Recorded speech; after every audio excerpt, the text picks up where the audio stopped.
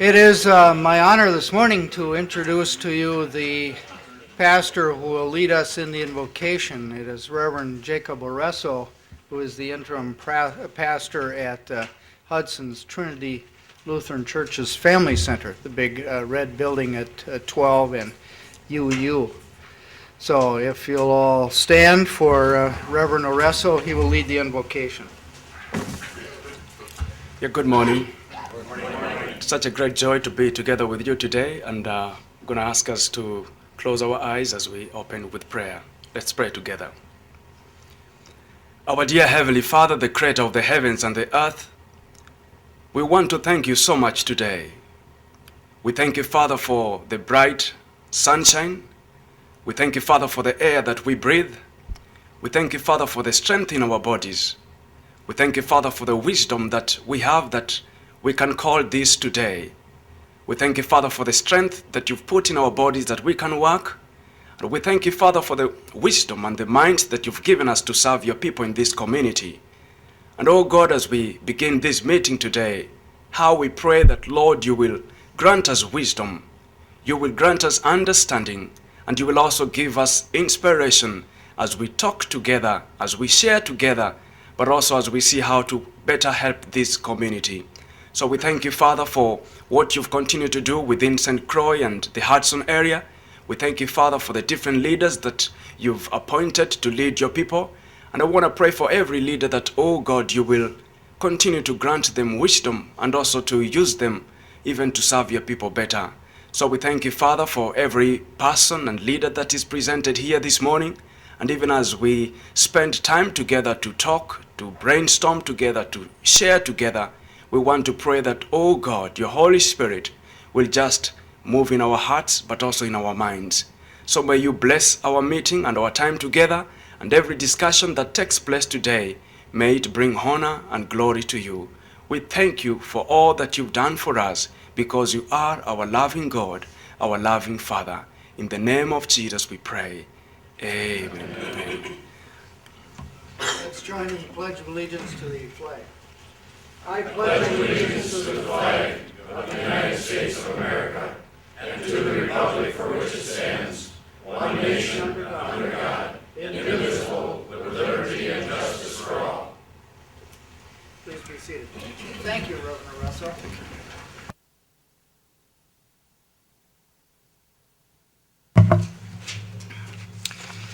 Well, at the first meeting of a new term, the order of events and the activities to occur are slightly different, and so this morning our next order of business is to administer the oath of office, and our 3 circuit court judges are here to do that for us. Judge Lundell, Judge Needham, and Judge Vlack. Gentlemen.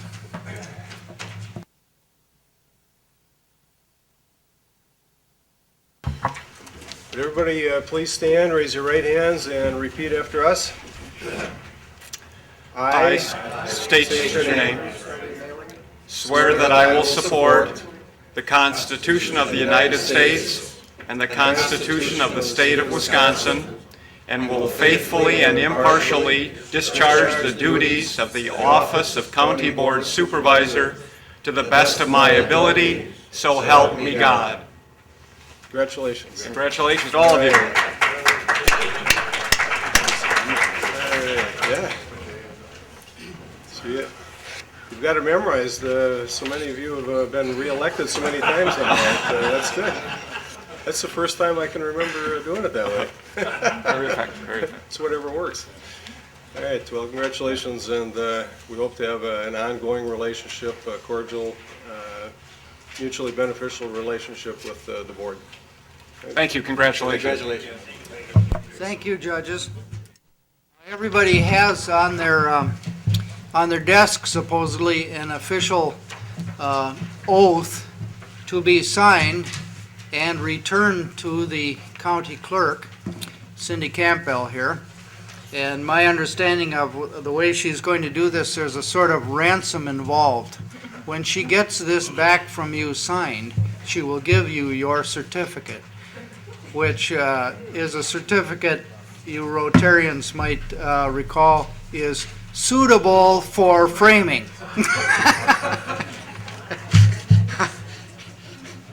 So they can go ahead and sign it, right? We can all sign those. There you go. All right, the next thing is to proceed with the roll call now that we are all officially sworn in. And the clerk will perform the roll call at this time. Lois Burry. Here. Brian Hurchin. Here. Julie Spear. Here. Joe Hurchin. Here. Bill Peavy. Here. Gerald Peterson. Here. Charlie Grant. Here. Tom Dowd. Here. Chuck Mills. Here. Dick King. Here. Wallace Habhager. Here. John Mortensen. Here. Esther Wentz. Here. Jean Ritz. Here. Gordon Awesome. Here. Tom Kaflish. Here. Chuck Strumke. Here. Richard Marzoff. Here. Sharon Norton Bauman. Here. Ronald Troyer. Here. Roger Ripholtz. Here. Bill Cranmer. Here. Daryl Standifer. Here. John Borup. Here. Clarence Malick. Here. Don Jordan. Here. Ron Raymond. Here. Cindy Leonard. Here. Linda Lucky. Here. Stan Kruger. Here. Denise Gunderson. Here. All 31 present, a majority will be 16 then. We have some county supervisors who are not, did not just take the oath, so they're former supervisors and have been good enough to come in so that we can make the presentation of their plaques for service at this time. So if those who are here would step up to the lectern, please, we'll do that.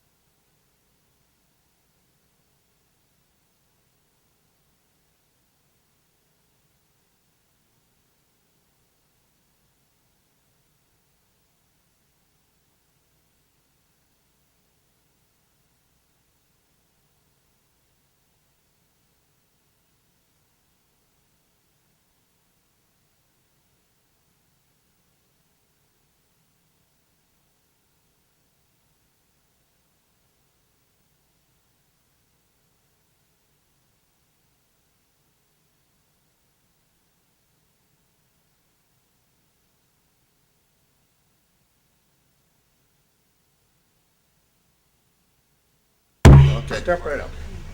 May have been better if you hadn't heard all of it. I thank you for all the good friends I've met and for the good years I've spent on the county board. It's been my pleasure. I hope that I may have been one that helped solve some problems instead of creating them. So with that, I'll say thank you and take good care of my county.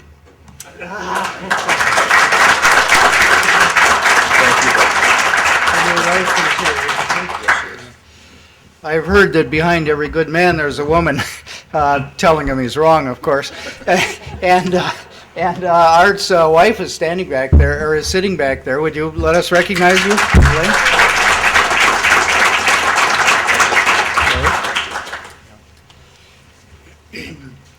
I thought for a change I would be short on words this morning. It's been fun serving. It's great to serve with people who care so much about the county. And I want to thank my son. Michael, stand up. Michael? He has served by my side over the last 4 years. So thank you guys all for your service, and I look forward to seeing some really good things coming out of the county. Thanks.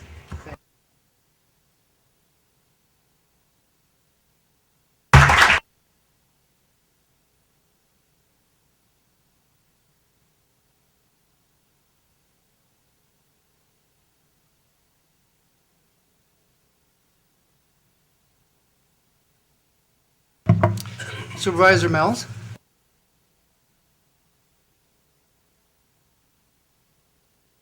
Is that a bag of blood there? Hey, we still have the clergy with us here, so just be careful. Art, we'd have to come up one more time if you would.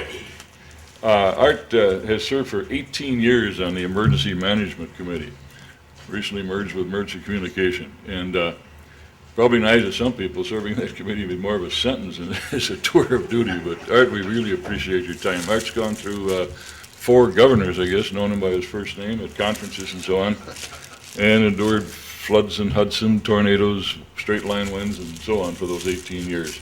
Arthur, we appreciate your being on the committee and helping us. Thank you much, sir. It's been my pleasure.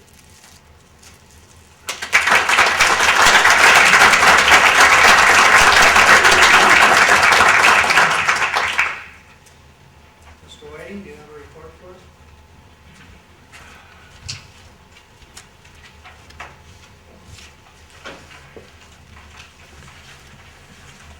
Well, good morning, and welcome back to many of you.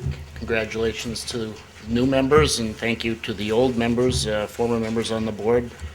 For the new members, part of my job is to come up after every ceremonial function and bring the whole group back down to earth so you're not all working off adrenaline.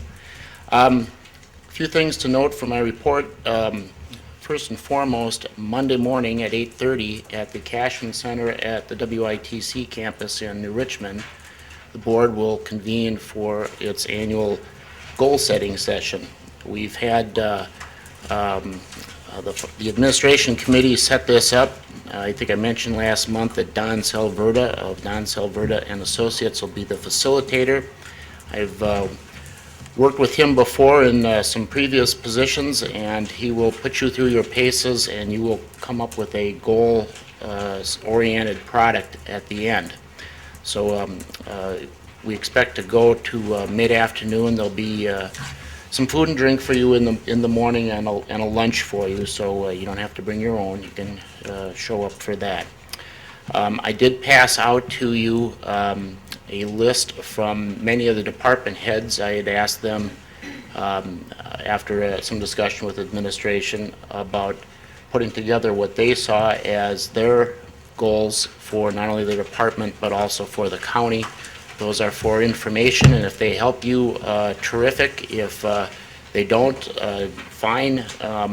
They are not meant to override anything that you may have. I think those of you who remember when we had a joint group, supervisors and department heads, that the lists were quite different, but as a whole, the staff certainly recognizes the policy-making responsibilities of the board and looks forward to seeing what you come up with.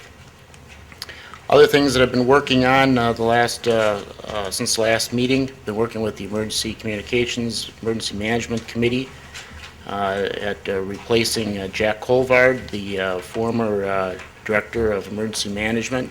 We've been looking at this as a contract for service, and the committee has met twice and gone through some interviews, and perhaps even as late as today, we may know who we will select to fulfill that role. I've been sent some information. I don't know how many of you have. I noticed that the chair had been sent some information from Kitty Rhodes on the status of the taxpayer protection amendment that is working its way through the legislature. This is kind of a variation of the Tabor amendment that had been proposed. I've had some conversations with Katie about this. She says that something will eventually be passed. It's worth paying attention to. It's going to change how we are able to do some of the county business, and it'll affect many of the villages and possibly some of the townships as well.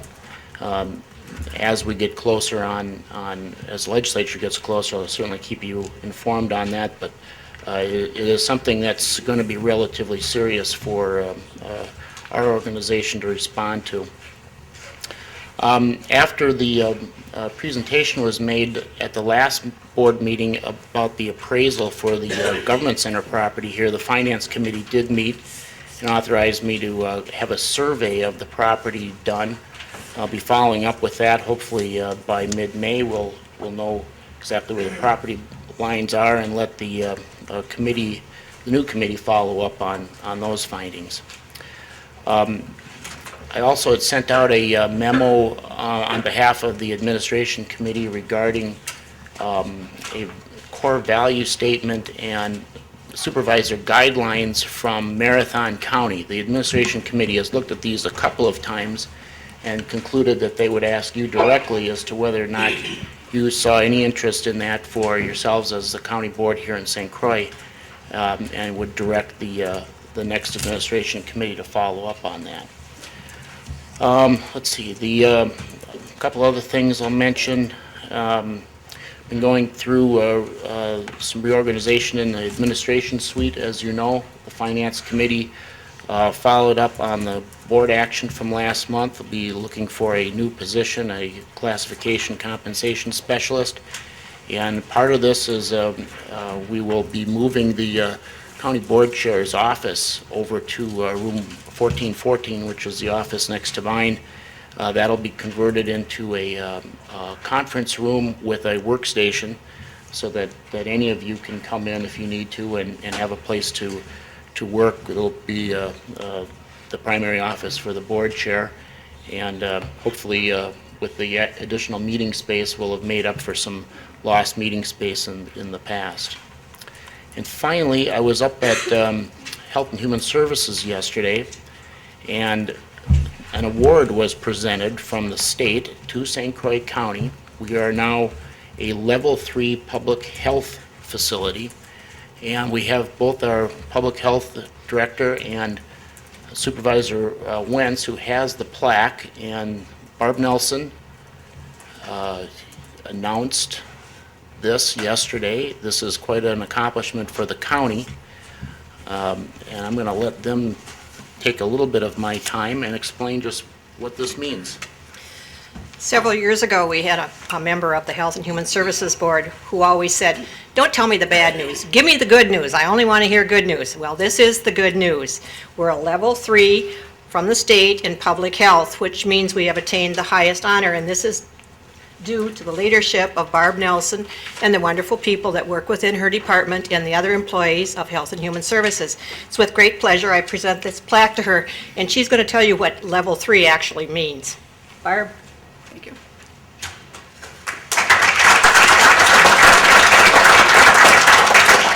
Thank you. I will give you a very shortened version of what it means. Statute and administrative rule require that certain programming services and levels of those services be maintained in order to be the minimum a level 1. We have worked over time and had attained level 2, and that again is related to the quality of programs and services, the various types of programs and services that we provide. As a result of our going to agent program, which we were here 3 years ago about that, which is the licensure and inspection program through the state, that was our final step in terms of being able to move to a level 3. So we have had that program in place for 3 years. We are required, again by statute, to undergo a review every 5 years, and we just underwent that in June, and as a result we got our 3. So, and I do appreciate, as Esther said, it's really the result of many people, including our dedicated and professional staff in our department, in our agency, the support of our Health and Human Services Board, and the support of the County Board, and I thank you for that.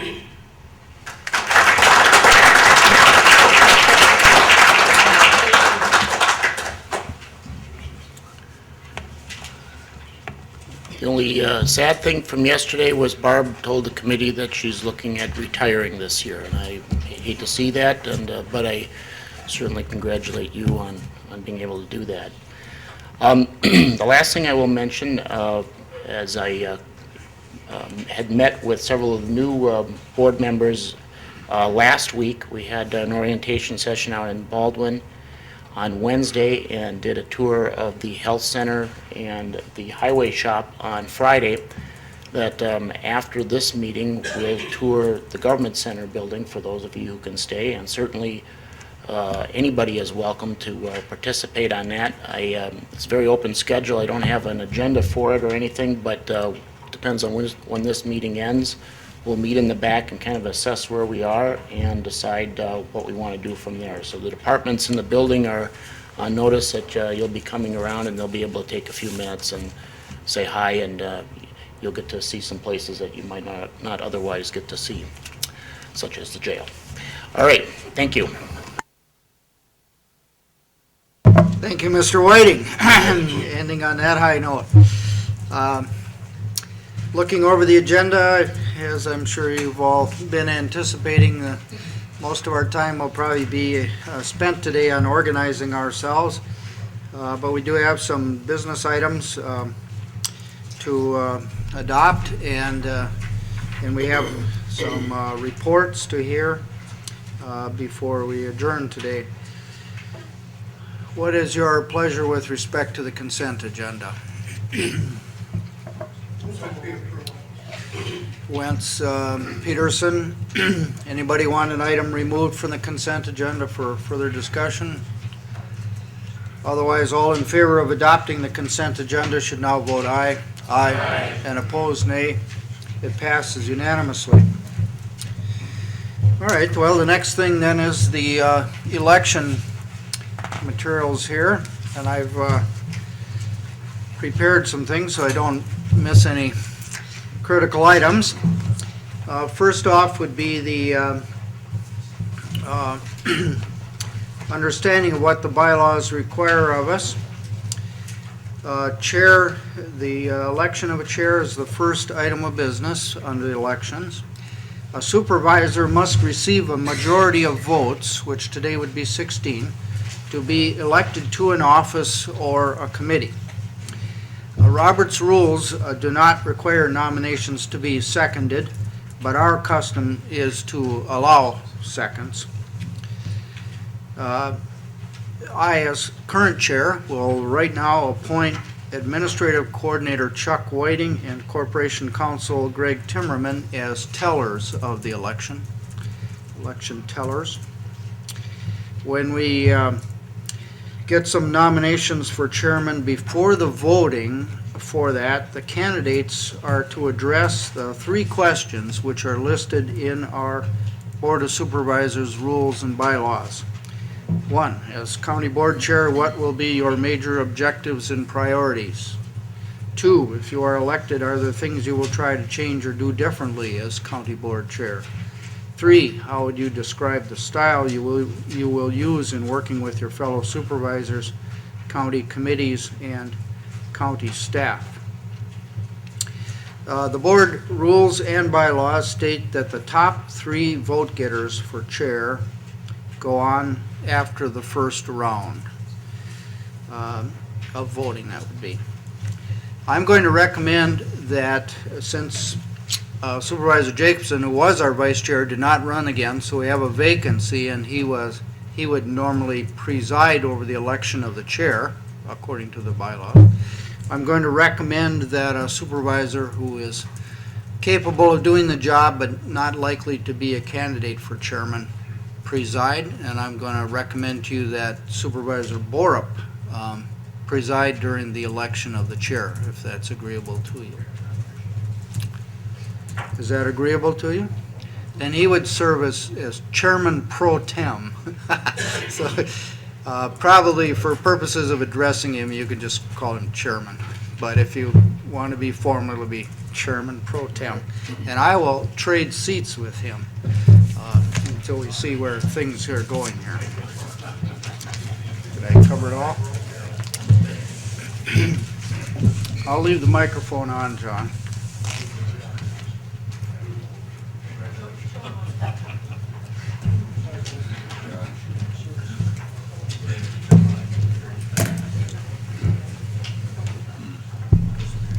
This is a surprise, so.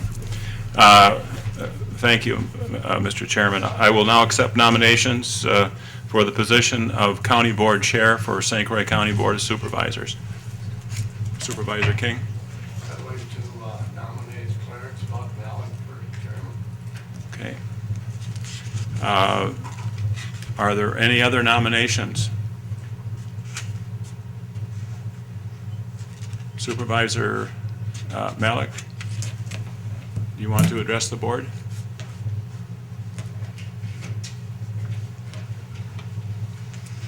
Mr. Chairman, she has 3 times for nominations. Next time we're, okay. Are there any other nominations? Are there any other nominations? Mr. Chairman, Turn in.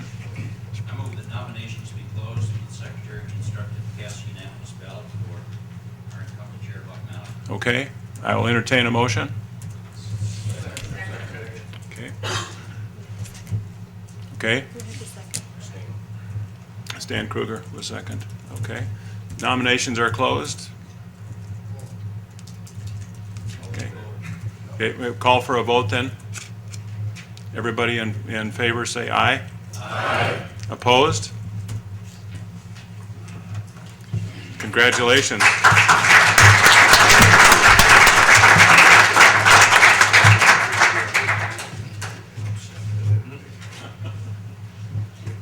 Thank you, John.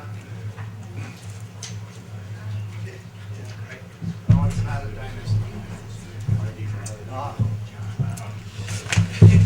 Well, thank you. I certainly consider it an honor to be your chair and, to do the best that I can to perform the functions, to represent you at ceremonial occasions and all of those good things. I did prepare a one-page item here and had it handed out to everybody's desk, in which I addressed the 3 questions that are in the bylaws. If you, I'm reasonably confident you don't want me to read that to you. Am I right? Yeah, okay. Probably the less talking the better from me, but if you want to ask me questions, you certainly can do that now or at a later time. I have, anticipating the possibility, I did prepare a survey form, which essentially is an attempt to compare this term with last term. I earnestly seek your comments and input that would help me to do the job better. And so this survey form, which I'll hand out at a break or something, I encourage you to fill out. It follows basically, the first part of it is the format that we use internally for HR purposes, for performance reviews, for department heads. So those of you who've been here before and involved in department head reviews, performance reviews, will recognize the first part of the form. The rest of it is some other questions that I'm interested in your input on. As the one-page form indicates, you just are asked to, you can certainly write all you want. I mean, I'll take input at any time from anybody, signed or anonymous, and you can either just check marks or put circles on this form. You can write on the back of it, and please return them to the vice chair. And I'll ask the vice chair to receive them all, not show me the forms, but to compile a report based on them and give it to us all. Give us all that report at a future date, Most people said they wanted the person to be more cooperative, and most people said about the same for community sensitivity. Whatever it is, we'll all know whatever that input is, and the originals can then be destroyed. So So I'm interested in knowing how I can do the job better than I did last term, you know. Does anybody have a question they want to direct to me now at this point? Yes, Mr. Strumke. Congratulations. I really got a question here, based on the last 2 years, how you see the appointment of supervisors to committees. I'm basically specifically asking, is it going to be balanced so that all supervisors pretty much have the same amount of committees, so we're not having some just having a couple and others having 5 or 6?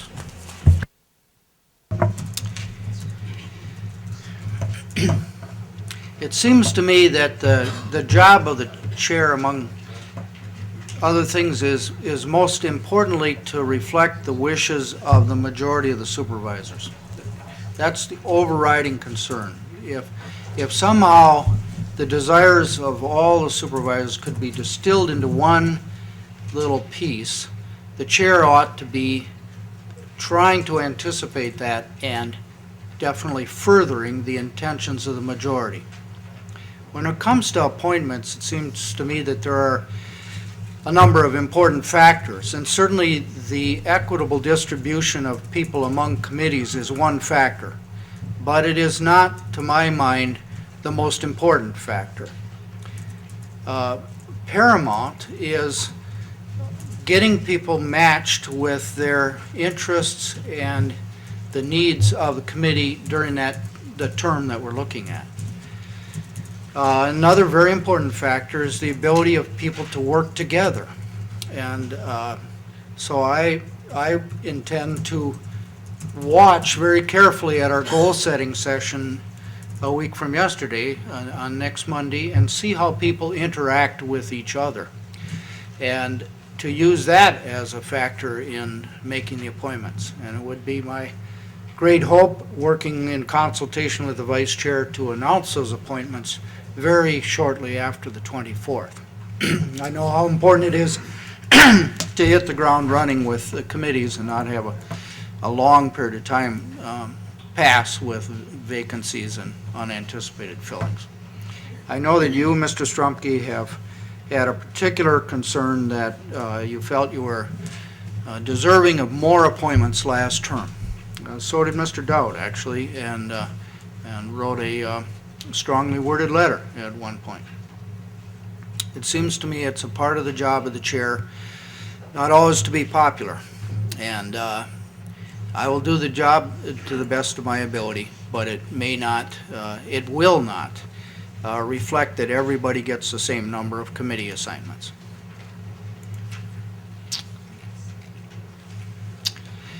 Any other questions or follow-up? Mr. Cranmer. Sorry? That way the reporter picks it One up. of our items to check here, we don't stand up anymore. You gave me a field day with that one. But instead of standing up, we use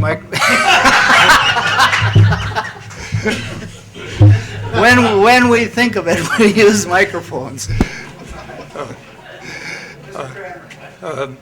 For those of you who don't know me, I'm Bill Cranmer. I'm from the downtown city of Hudson, new on the board. And I just wanted to suggest something about the committees. Seems to me that if there is a hunger for being on committees, that perhaps the committees could be enlarged. And you might want to consider that.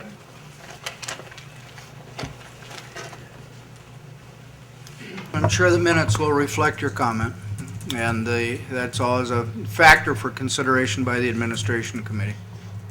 Any other comments, folks?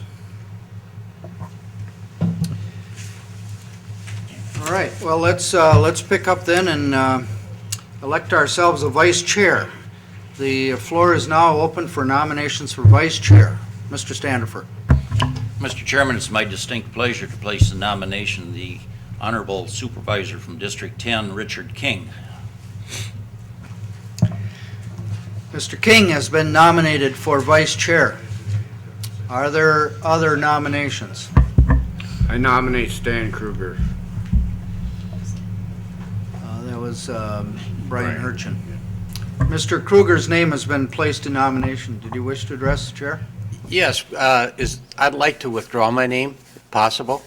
You have the right to do that. This country does not allow involuntary servitude, and therefore you cannot be forced to take a position. Well, the problem is we're not like Minnesota where they pay the vice chair extra money, so. So only wealthy folks like Mr. King can afford to do it. Is that the point? Well, we're having fun now. Are there any other nominations for vice chair? Mr. King's name is standing alone at this time. Are there any other nominations for vice chair? Mr. Rebholz. I make a motion that the chair be instructed to cast a unanimous ballot for Dick King. Is there a second for that motion to close the nominations and instruct the clerk to cast the unanimous ballot for Mr. King? Gosh, the room is full of them. We'll give the honor to Mr. Grant.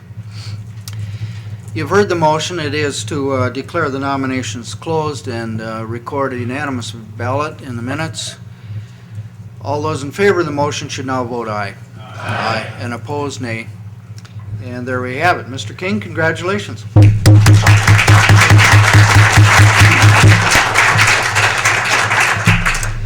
You are welcome to take the seat that has been vacated by your predecessor, Mr. Jacobson, who is beaming in the background there.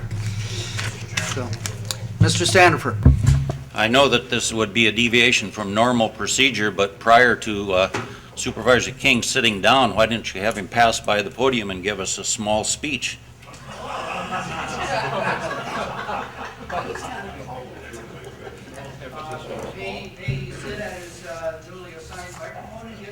That would be perfectly appropriate. Somebody running the timer, not more than 7.5 minutes, probably. Is there anything you'd like to say there? I want to thank everybody for electing me. I really feel lousy, and I hope to look better than this from now on. But I've got one whale of a bad cold, and but I appreciate working for the board. Thank you.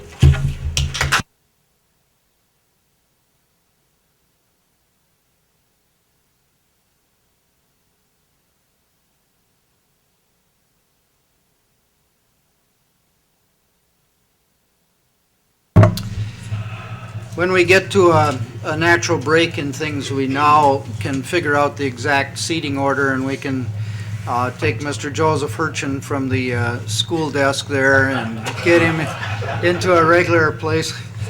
He told me earlier it reminded him of his grade school days. For some reason, the teacher liked to have him close to her desk.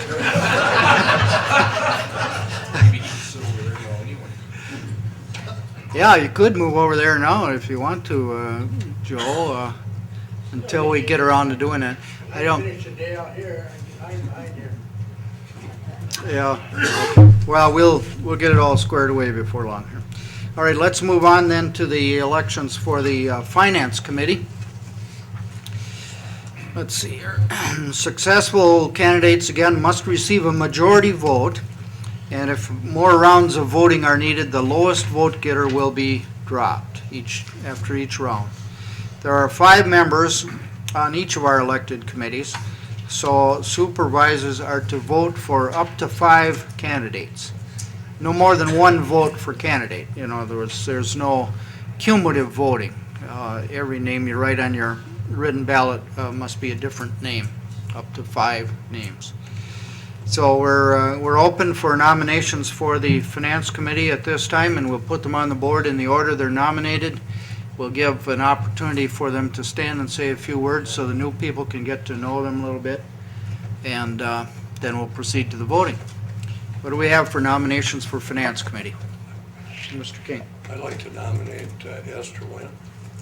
Esther Wentz's name has been placed in nomination. Mr. Marzoff? I nominate Tom Kafflish. Mr. Kafflish's name has been placed in nomination. Ms. Gunderson? Mr. Kruger's name is placed in nomination. Ms. Wentz? Gerald Standifer's name. Are there any others? Do we have 4? Mr. Standifer? I nominate Buck Malik. Mr. Malik's name has been placed in nomination. Are there some more nominations for Finance Committee? 2, 3. We have 5 places and 5 nominations. Are there any other nominations for Finance Committee? Are there any other nominations for Finance Committee? The chair will declare the nominations have been exhausted from the body. There are 5 names nominated, 5 positions. Those 5 persons will constitute the Finance Committee for this term. Very good.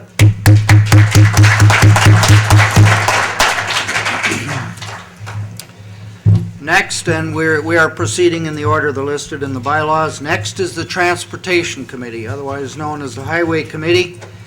Again, we have 5 spaces for the Transportation Committee. Are there nominations?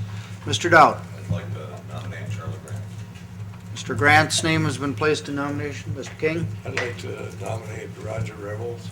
Mr. Rebholz's name has been placed in nomination. Mr. Kruger. I'd like to nominate Brian Hurchin. Mr. I see. All right, we'll pass that for a moment. Mr. Brian Hurchin's name has been placed in nomination. Ms. Wentz? I'd like to nominate Dick King. Mr. King's name has been placed in nomination. Mr. Mortensen? I'd like to nominate Gerald Peterson. Mr. Peterson's name has been placed in nomination. Mr. Raymond? I'd like to nominate the other brother, Joe Hurchin. Mr. Joseph Hurchin's name has been placed in nomination for the Transportation Committee. Are there other nominations?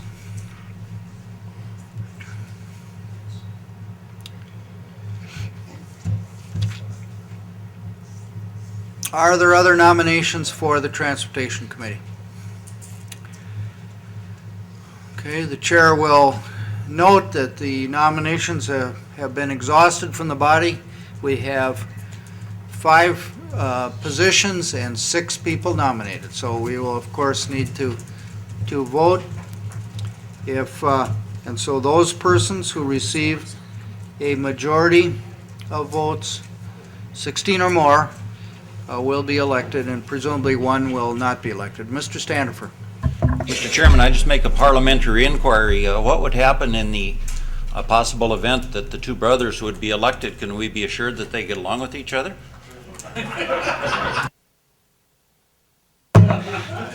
That sounds like one of those personal points of order type of deal. Now, the ballots are being distributed, and you'll be asked to write no more than 5 names on them, of course, and then to fold them once and turn them into the tellers. But let's get to meet them, and that may help to answer Mr. Standifer's question of whether the 2 brothers are compatible or not. In the order of the nominations, would the persons who have been nominated first of all stand up so that everybody can see you, and then sit down and say a few words about your qualifications? Is that a good way to go? As soon as Mr. Grant recovers from the jocularity of conversing with Corporation Counsel, Charlie, would you kindly stand up so that the new folks can see you, then sit down and talk about your qualifications into your microphone. One at a time, Mr. Peterson. I've been on the Highway Committee for 20 years, and I think we've advanced a long, long ways with the increase in population in the county. It's been a good job. All right, and the next one nominated was Mr. Rebels. Roger, would you stand up, let them see you, then sit down so you can talk into your mic? I've had the opportunity to serve on the Transportation Department back in the early 90s when I was on the board, and I've been on the Transportation Committee now for the last 2 years, coming back on the board. And it's been a good committee to work with. A lot of things get done on that committee.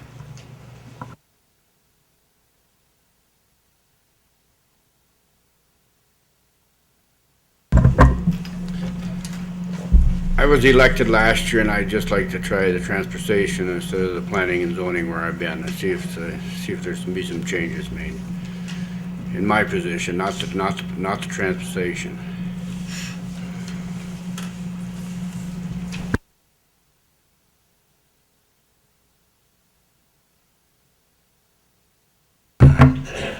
I've been on the Transportation Committee for 15 years. I think I've been chairman now the last 6 years. And I really enjoy the job, and I think have had real good relations with the Highway Department. Now, Mr. Peterson, sorry to to embarrass you earlier. Thank you. Gerald Peterson, been on the Highway Committee for 2 terms, retired school district administrator, and then I also had the privilege of serving in the U.S. Army Corps of Engineers Reserve for 23 years. And I have grown up around the highway. When I was 15 years old, I worked for Bayfield County Highway Department.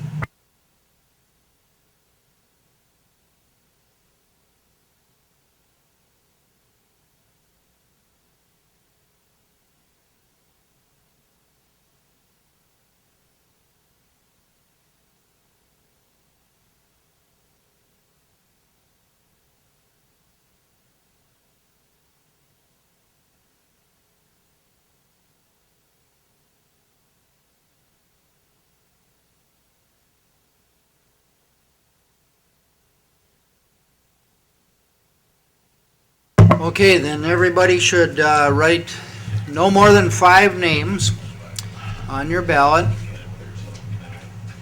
and then fold it in half and pass it down the rows, or otherwise get it into the hands of the tellers. Now, sometimes while they're doing the counting, we can do a little business or hear a report or something, so let me just look ahead and see what we might do. Cindy, you have a load of things to handle, don't you? Why don't you lead off? No, I don't know where you want me to begin. Anywhere you want to. Just grab a thread and pull. Yesterday, the finance director, Michelle Petrick, gave me these forms here. They're for direct deposit for per diem checks, and you're encouraged to follow that route if you so wish. But I have the forms if you're interested in picking one up.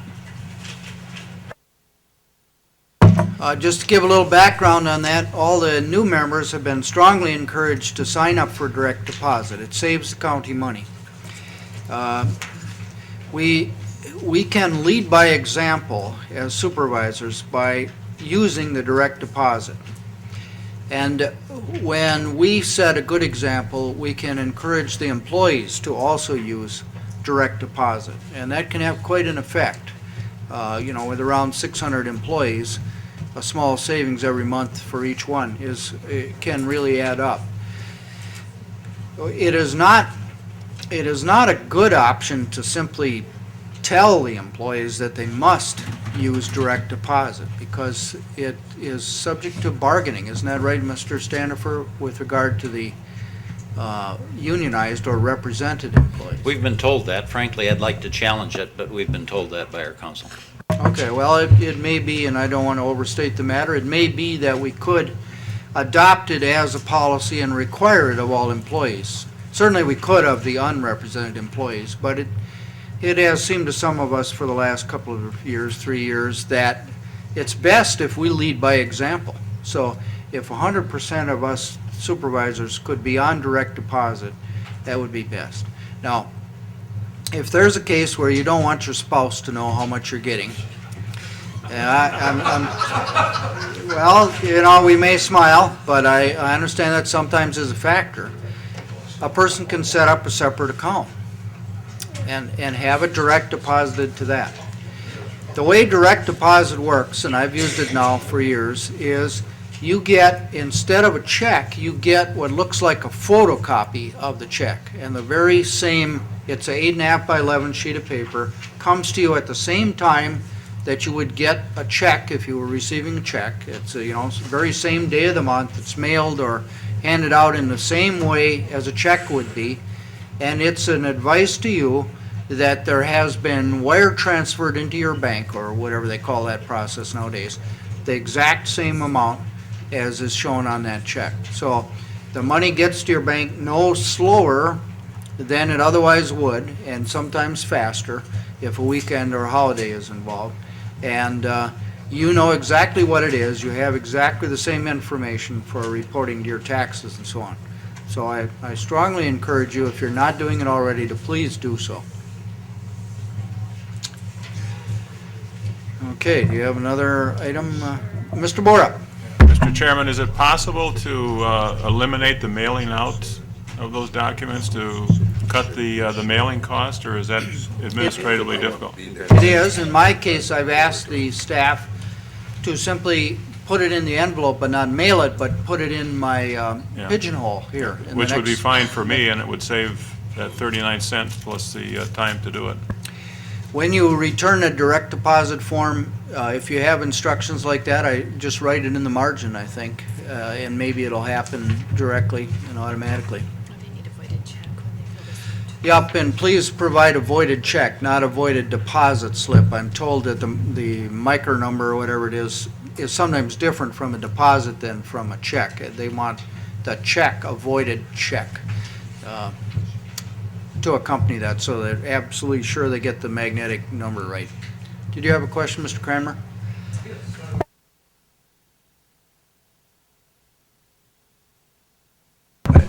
I was just wondering whether or not each of the supervisors does have a box here at the Government Center.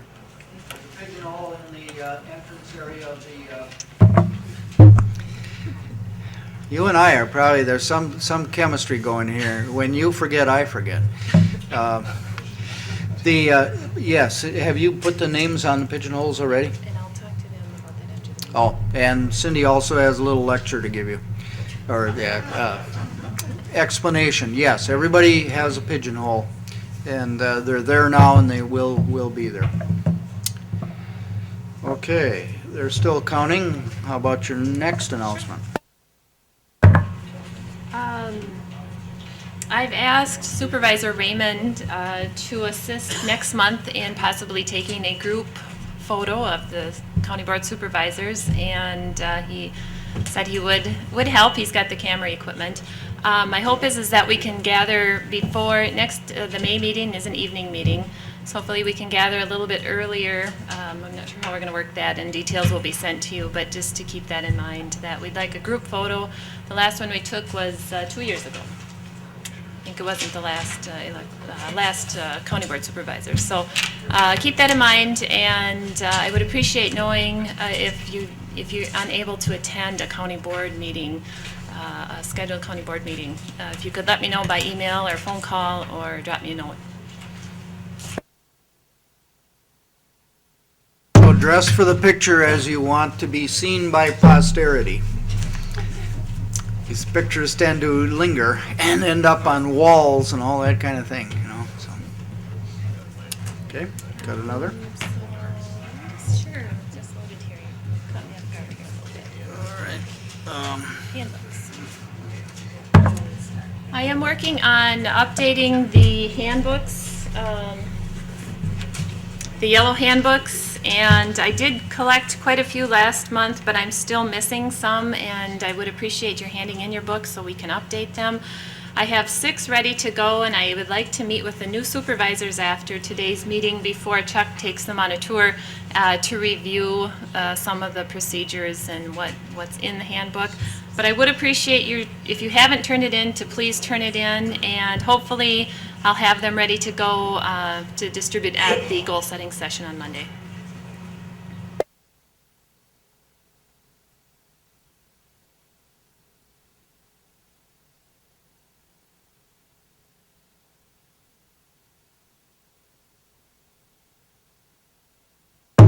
This is a heads up, Mr. Standifer.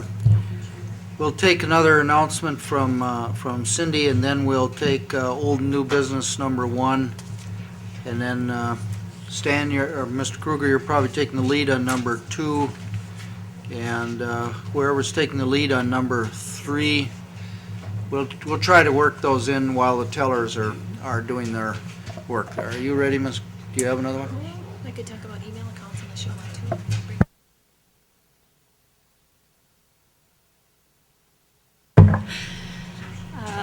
I do have a list of things that I was going to review with the new supervisors. One of the things we could talk about is an email account. Many of you have email accounts, and some of you have them set up through the county. I've talked to IT and I've talked to Buck about this, and if you want a specific email account for instance, your district or something like that, there is a charge of about $40 per account to set up through the county. And I mentioned it to Buck about just setting up your own, if you're interested in doing this, your own Hotmail or Yahoo account consisting of your district number or something that's unusual. And so if you're interested in doing that or need assistance in doing that, I think that would be useful rather than using the county's email address. As I understand it, the districts for which we have already paid the fee, it's a once in a lifetime, or once for a license. So those where there already is an email address created for a county district, there's no need to change anything. The new person, if you succeeded somebody in a district that already has an address, you can just begin to use that address. And anybody who has internet access can, with the passwords that the Information Technology Department will provide, can access their email from off the premises, just as though you were going to a website. Indeed, you do go to the county's website to access your email. Mr. Cranmer? You mentioned this during the meetings that we had for the new supervisors, and I'm a client of Press Center here in Hudson. And so I asked Press Center about this, and they said that one can have a second box, a public box, or a box that feeds into your current account if you're a current Press Center client for free. And so those of you who are already Press Center clients may want to establish a separate name, email name for purposes of official county business through them. Thank you. Thank you. Anything more on email accounts? Let's see what happened with the election then. It looks, am I understanding that correctly, that 5 persons got at least a majority and thereby are elected to the Transportation Committee? Okay, and those are the persons under the column next to finance there. So Messrs. Grants, Rebholz, Brian Hurchin, King, and Peterson have been elected to the Transportation Committee. Congratulations.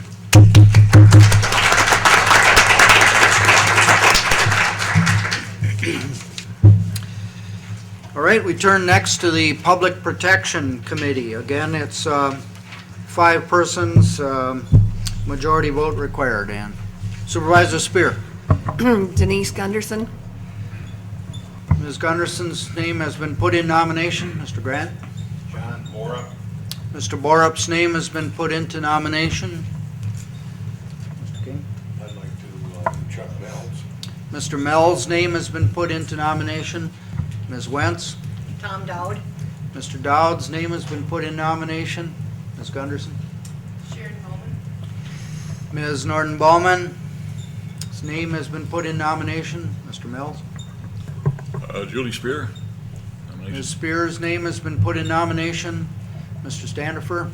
Nominate Ron Troyer. Mr. Troyer's name has been put in nomination. Mr. Peterson. John Mortensen. Mr. Mortenson's name has been put in nomination.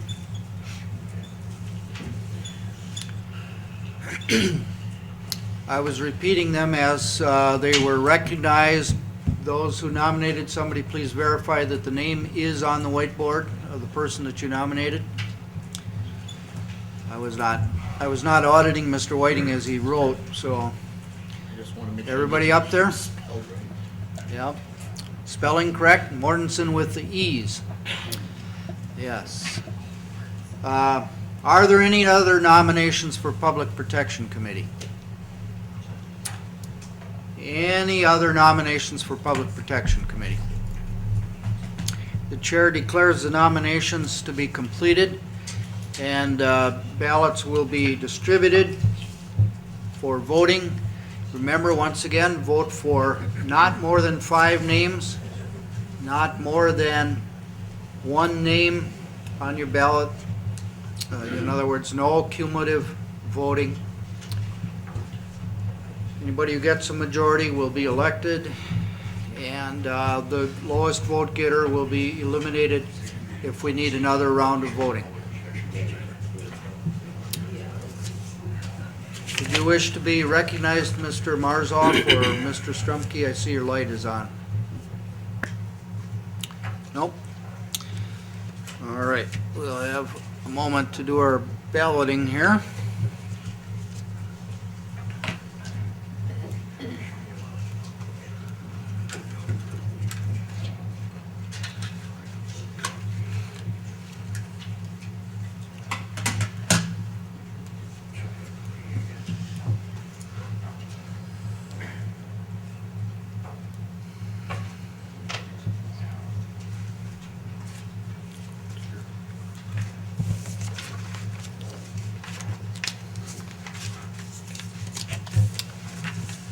Can I get you guys maybe to hand out my survey form and proceeding among the crowd whenever it suits you to do so? Here is that County Board of Supervisors form to give me feedback on my performance and so on.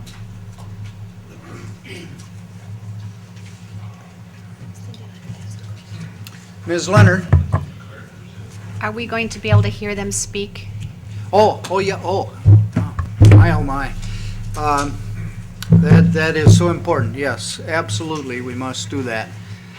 In the order that the names appear from the left column and then the right column. So don't collect the ballots yet. If anybody should ask for another ballot, we will do the whole thing again.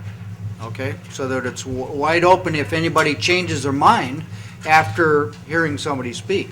Okay, so first of all, stand up, turn around so you can be seen and recognized. Then sit down, turn on your mic, and say something about yourself and your qualifications for the Public Protection Committee. Ms. Gunderson, you're first. I've been on public protection for 4 years. I've truly enjoyed serving on that committee. Not only is it educational for me, but I hope I've given back to them. So, Mr. Borup.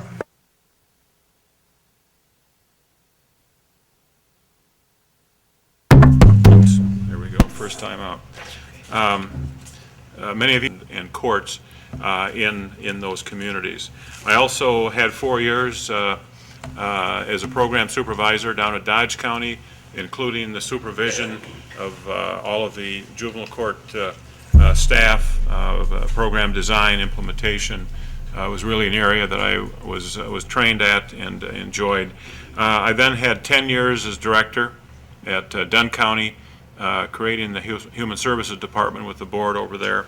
That job also includes closely working with the court system, supervising the juvenile court staff, and then 16 plus years here as the county's Health and Human Services Director with the same responsibilities that you're all familiar with up in New Richmond, including the supervision of the juvenile court staff.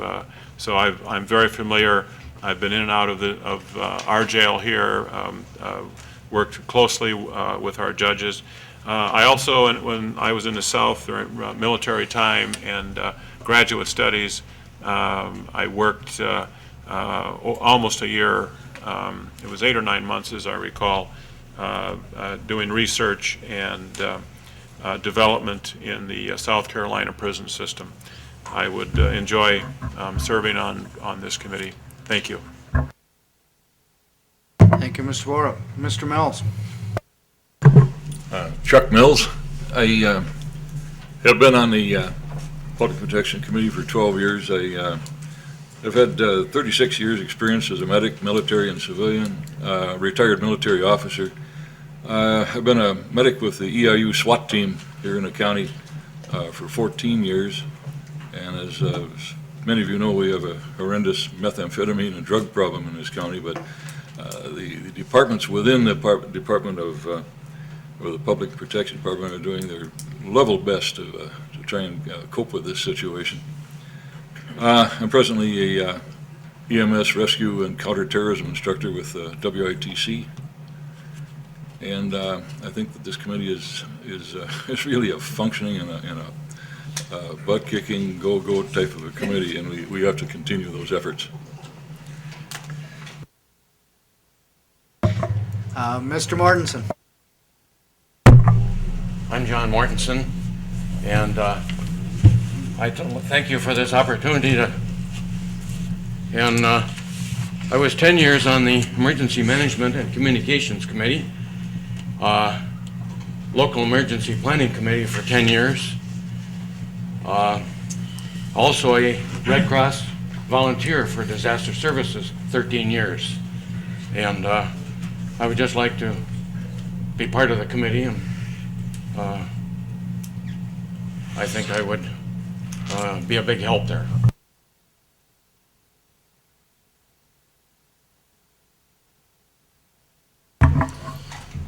My name's Tom Dowd. I've been on the county board. This is my second term. I have a little over 10 years law enforcement experience with Pierce County and the Richmond Police Department.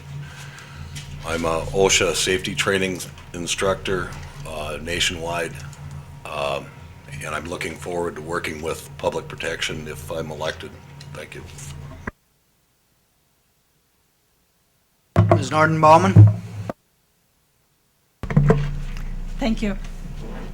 I'm Sharon Norton-Baumann, and I'm newly elected to this board, and I come with interest to this committee at the urging of my predecessor, Mr. Erickson. He said to me it's a very interesting committee. I would learn a lot, and he felt to contribute a lot, and I would intend to do so. And with that, I'll say thank you very much for the nomination.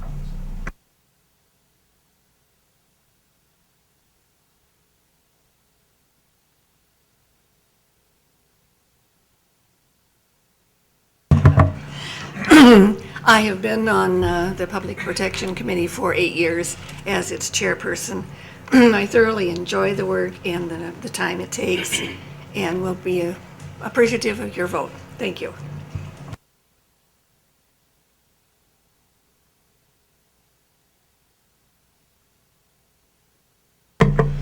I'm also a newly elected supervisor, but I would like to be a strong voice on this committee. There's a letter on your desks which states my reasons for wanting to serve on this committee. I'll let it speak for itself. I would appreciate your vote. Thank you. I've conferred with Mr. King and Mr. Timmerman and don't feel that it's necessary to call in all the ballots and put out new ones. If anybody has changed their mind after writing a name and now you've heard and seen the people, you could just cross out the previous one and write another one. Are you comfortable with that process? Anybody already fill the page up so there's not room? No. Shouldn't be an issue. Need a few more moments to cogitate. As soon as you're ready, then fold them and hand them to the tellers. And then while that's going on, we'll try to take a little business here. We'll call on probably Mr. Standifer next. Okay.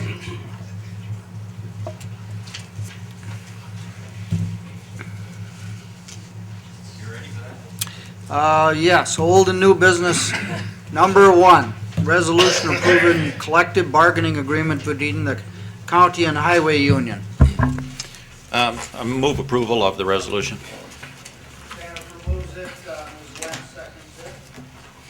By way of background, this is the third resolution that we brought forward for ratification. The process therefore means that we have one bargaining unit that is still unresolved, but the one that's in front of you comes from the highway. The financial package is essentially the same as those approved last month. There were some specific language issues, but we were able to reach this in voluntary agreement. We started out in mediation, but had one more meeting, and in voluntary agreement did reach agreement with the Highway Bargaining Unit. This has been ratified by the Highway Union and approved, and it is now submitted for our consideration, and I request approval. Does any supervisor need more information before voting? In that case, all who are in favor of the resolution approving this collective bargaining agreement between the county and Highway Union, the AFSCME, should now vote aye. Aye. Opposed, nay. It passes unanimously. Mr. Kruger? I'm assuming you're talking about item number 2, which is the resolution authorizing the continuance of the self-insurance workman's compensation program. I'll move to put this on the floor. Second comes from Supervisor Wentz. How about a little word about what this is about? Well, we do have our own self-insured workman's comp, but according to the Wisconsin state statutes, we have to have a resolution authorizing this each political term for this, I believe, and that we are currently self-insured, and that's the way we have to be for the workman's comp. As I recall, this had the unanimous consent of the Finance Committee members who were present at the meeting, and there was no controversy, no issue raised within the Finance Committee, so that committee is recommending its passage to you. Does any supervisor have a question or comment to require further information before voting? In that case, all who are in favor of the resolution authorizing continuance of self-insured workers' compensation program should now vote aye. Aye. And opposed, nay. It passes unanimously.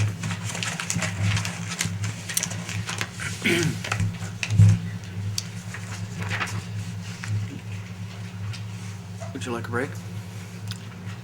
I'm getting signals that a break would be considered welcome. The chair will declare a break and we'll get back in 5 or 10 minutes. On the whiteboard, the 5 members of the Public Protection Committee have now been selected, and they are Supervisors Gunderson, Borup, Mells, Dowd, and Spear. Congratulations, folks.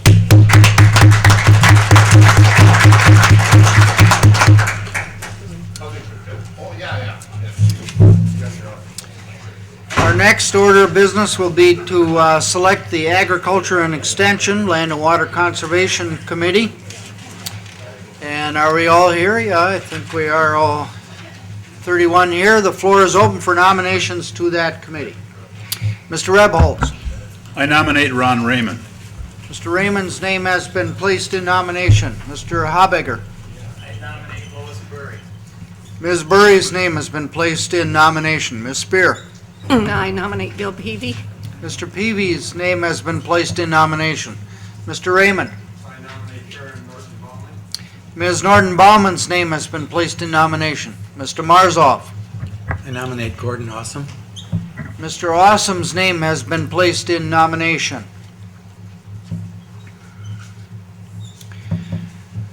Mr. Brian Hurchin. I nominate Joe Hurchin. Mr. Joseph Hurchin has had his name placed in nomination.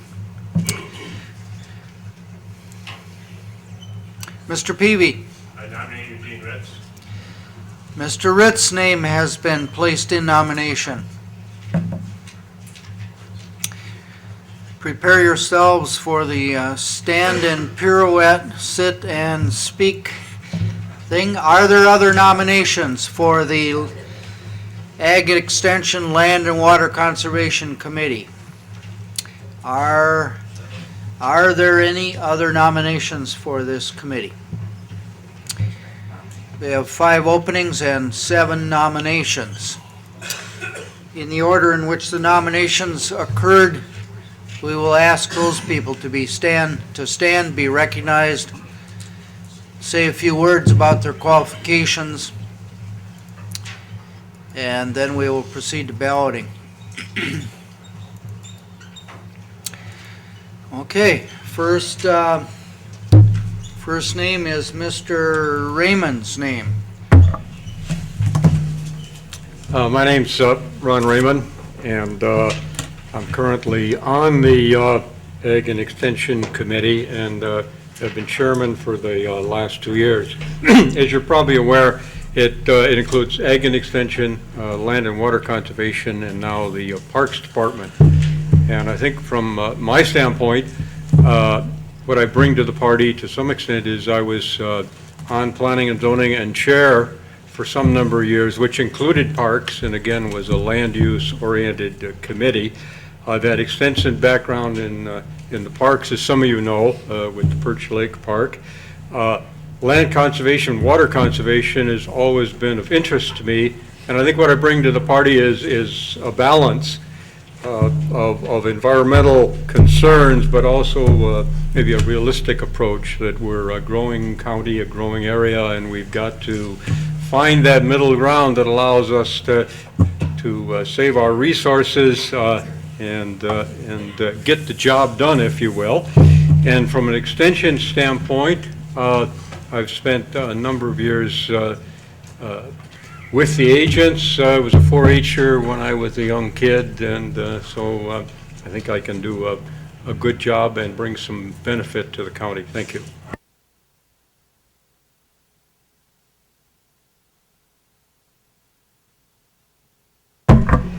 I also have been on the Planning and Zoning and the Ag and Extension and Land and Water Committees for the last 4 years. I think it's an advantage to be on the Land and Water Committee as well as Planning and Zoning, because a lot of the things are interrelated. And I've enjoyed working on the Ag and Extension Committee with the fair and everything that goes along with it, and all the programs that Extension offers. And I would like to remain on that committee. Mr. Peavy. I'm Bill Peavy. This is my second term on the county board, and I was a member of the committee last year. I'm one of the few people on the county board that's still actively farming. I'm familiar with all the programs through Ag and Extension, Land and Water. And I'd like to continue to serve on the committee. Thank you.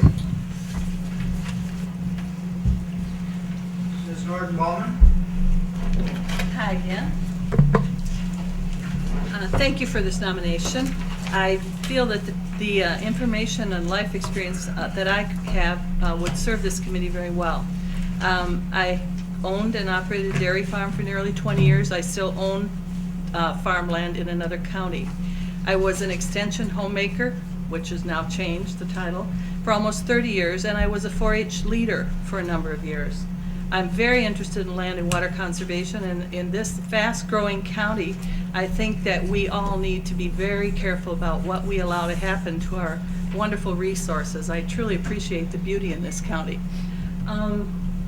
With that, I'll say thank you, and I'd ask for your vote. Mr. Awesome.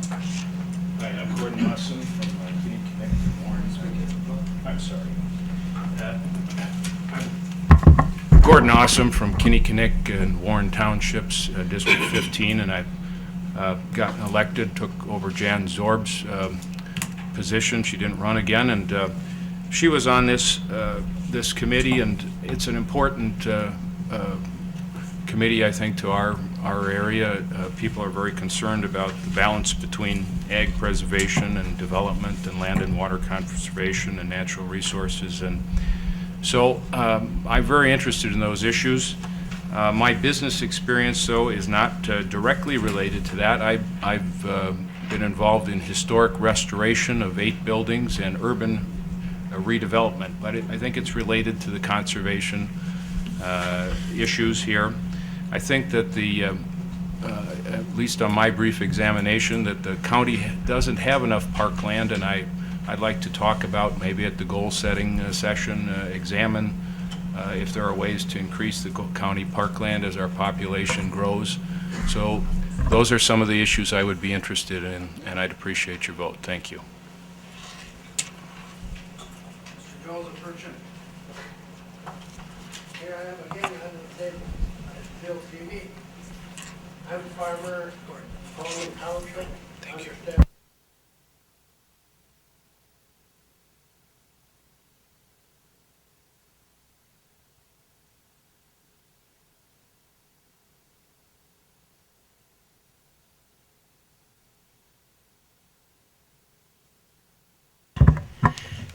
I worked for the Department of Natural Resources for 29 years, and I worked with this committee all those years. And so I had a pretty good background before I started.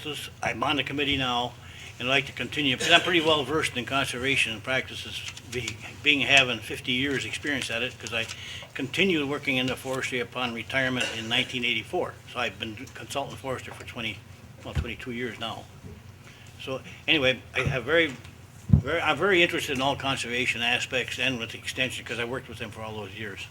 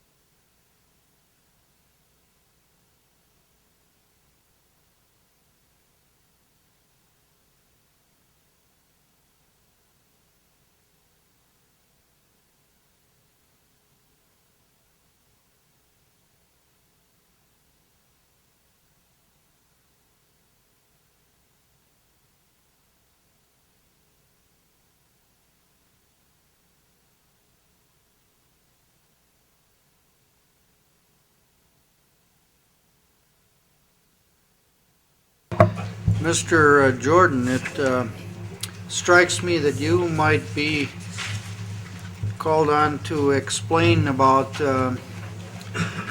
old and new business number 3, so you might be thinking about that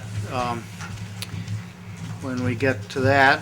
And let's see, number 5 would be coming from the Land and Water, so Mr. Raymond will have that. Number 6 would be coming up from Public Protection Committee, I would recommend.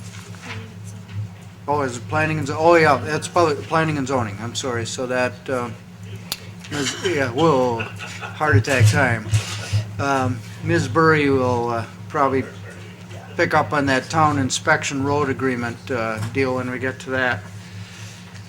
We've got, let me think here, Mr. Caffwish had to leave for another meeting relating to River Falls business, so we're now 30, but it still takes 16 as a majority, you know. Just to cover that point. Next, we supervisors buy our own coffee and sweets back there. You may have heard there is no free lunch, there's no free coffee either. And so next meeting, May meeting, I'll bring a check or $10, and the clerk manages the coffee fund. Mr. King has been our collector in the past, but now that he's risen to this exalted office, perhaps it would be beneath him. We'll have to, oh, you're willing to do it? All right, well, he'll be the collector next month. So that $10 will keep us going for a while. Did I get that wrong about exalted position? Yeah. You holding up okay under the stress? Yep. So far? Good. Some of you are turning in the tan sheets. Please continue to do that. And the back. Oh, the back, yes. Your preferences for committee assignments is on the back, right? Yep. So the tan sheets, that can be done as late as next, at the goal setting session, but the sooner you get them in, the better, of course. Pardon? Oh, no, you have no latitude on that. I've just been told, if you want to stay in the good graces of the clerk, they are due today. Today is it. The tan sheets come in today. On pain of having the name ripped off your pigeonhole.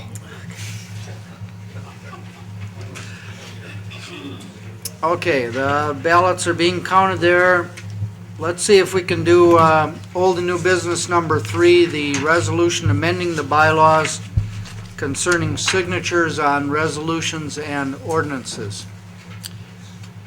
Let's see, Administration Committee members Leonard and Jordan are here. Okay, somebody want to move it? It's moved by Mr. Marzoff, second by Mr. Jordan. Okay. It's perhaps self-explanatory, but let's see if anybody wants to talk about it. Anybody who got discussion on this? Mr. Marzoff. I would just like to thank whomever came up with this idea. I think it's an excellent alternative to the impasse that we had prior. There are lots of fingerprints on it. Came up in the administration committee as an idea that mainly what we have been missing is knowing in advance how the committee voted. You know, who are the members who favored and opposed, if any, a resolution, so that if somebody who's not on that committee wanted to get some background, who would they call? You know, if they, and so under the deal now, this can become our new standard format. Was it improved after this? No, actually, there's an improved version after it went through the Corporation Council's committee, and it'll show everything that this shows and more. It will show how each member of the committee voted. If they were absent, it will show that. If they abstained from voting, it will show that with X's in columns. It'll, of course, show whether they voted for or against if they were there and didn't abstain. And if it is practical to obtain an actual signature, the signature will be on there before we see it. If not, the signature will be obtained so that it's a matter of record for the archives. So more information probably than ever before. It should be possible to work within our new 5-day rule, the one that we passed last month. And looks like a win-win situation all around. Any questions? Well, then, the chair is going to call for a vote on this. This is the resolution amending the bylaws concerning signatures on resolutions and ordinances. All who are in favor should now vote aye. Aye. Those opposed, nay. And it passes unanimously. All right, I see the count is still going on. Let's take up old and new business item number 4. And Mr. Raymond. Or 5. I'll move it. Okay, we have the motion to adopt the resolution approving farmland preservation applications. Looks like this. There was a cover memo sent out some time ago. Is there a second for this motion?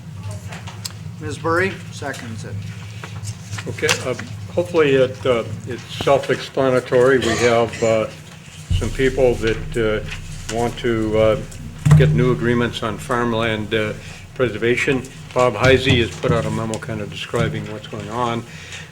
Farmland preservation has an advantage to the farmer in that they receive some moderate tax benefit from it, and it's a benefit to the people of the county in that it encourages the preservation of farmland, as it says. And in the past, these items have come to the committee and been approved by the committee and gone forward from that. And as you can read in the memo, after some checking, we thought it was proper to bring it to the board for their approval. So the committee voted, as you can see on the resolution, unanimously in favor of this, and we would recommend the board do the same. Thank you.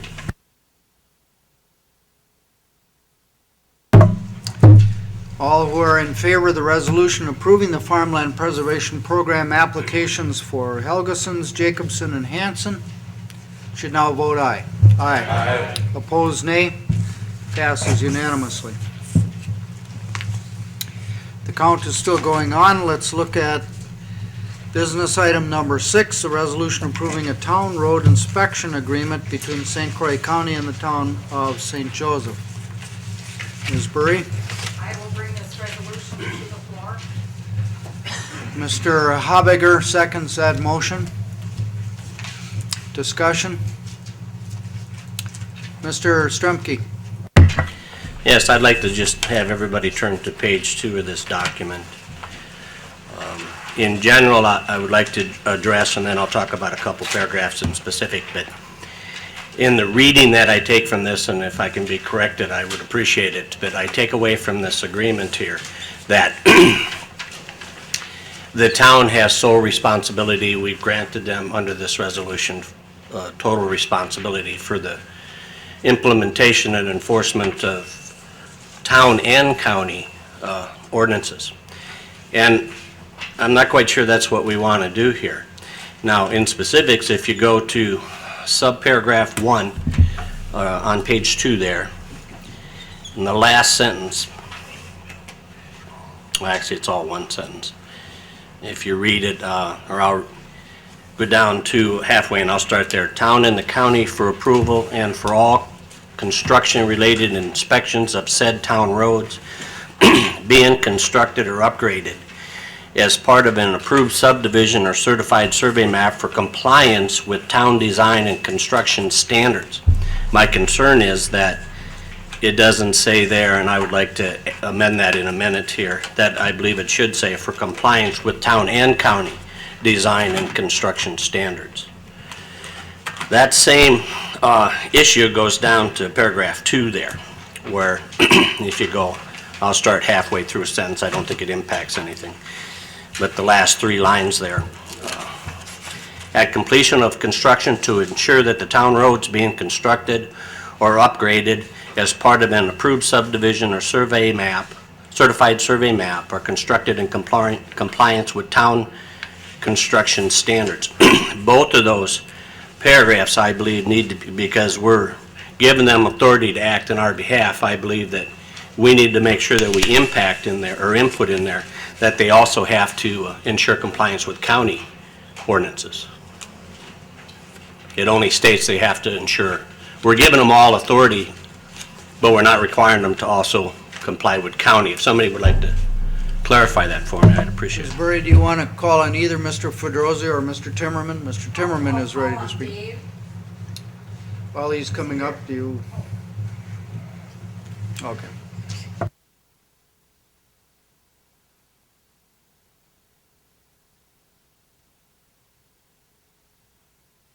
Good morning. Dave Fedrosi, Planning and Zoning Director. For those of you who are new, who don't know me yet, our department brought this forward in conjunction with the Town of St. Joseph and with review by Corporation Counsel, and I'm sure Greg is prepared to weigh in on this.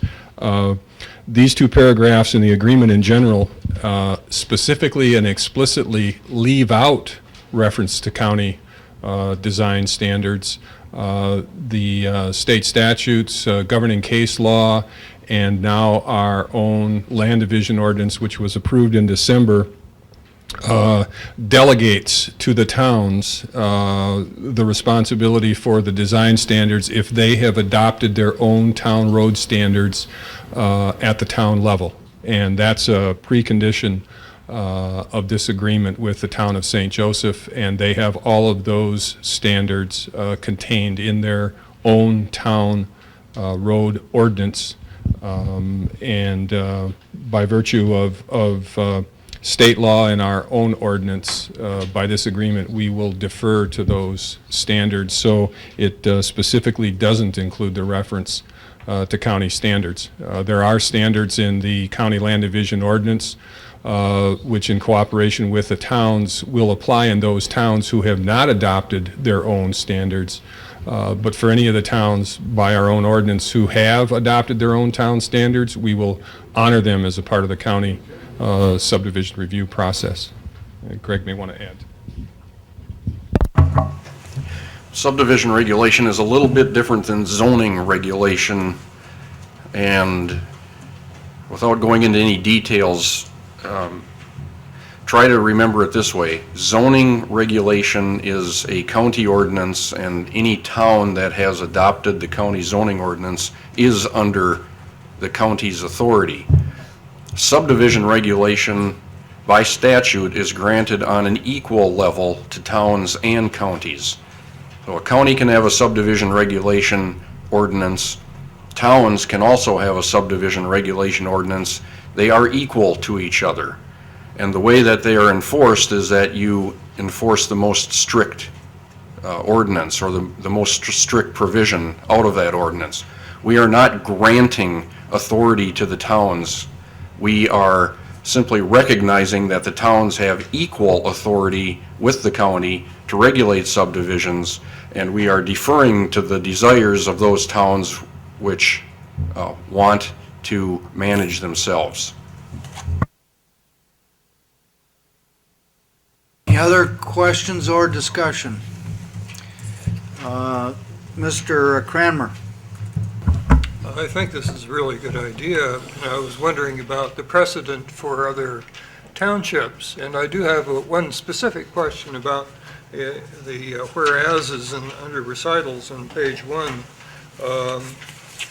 And the whereas third from the bottom, it refers to chapters 149 and chapter 168 of the St. Joseph Town Code, but in the next whereas it just refers to chapter 149. Should chapter 168 also be incorporated in that? I have no idea what 168 says. I have no idea what the town ordinances say either, so I don't know if that should be included or not. This has been reviewed and accepted by the town. Chapter 149 are specifically their road construction standards, where all of their standards for road. Chapter 168 is their subdivision ordinance, which has some cross-references as a part of their subdivision review process, but for the purposes of the actual road standards, those are all in Chapter 149. And the town and town council has reviewed this agreement and accepted it.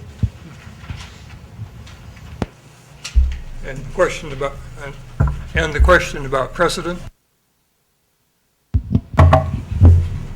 We currently have an agreement like this with the town of Troy also. And again, as Dave indicated, if towns have adopted regulations and standards, and for example, the town of Troy and the town of St. Joseph in the agreement agree to use licensed engineers to do their inspections and check for maintaining standards, I think that's one of the criteria that the town would like to use in approving any future agreements. And from my standpoint, I don't see any problem with this setting precedent if towns want to undertake this duty. I think we'd encourage them to do that. Any other questions or discussion before we vote?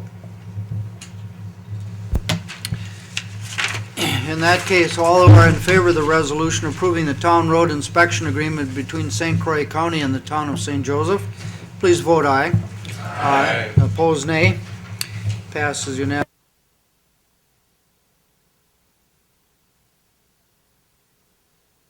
I see that we have voting results tabulated from the selection of the Agriculture and Extension Committee, and the persons that have been selected are Supervisors Raymond, Burry, Peavy, Norton Bauman, and Ritz. Congratulations to you people.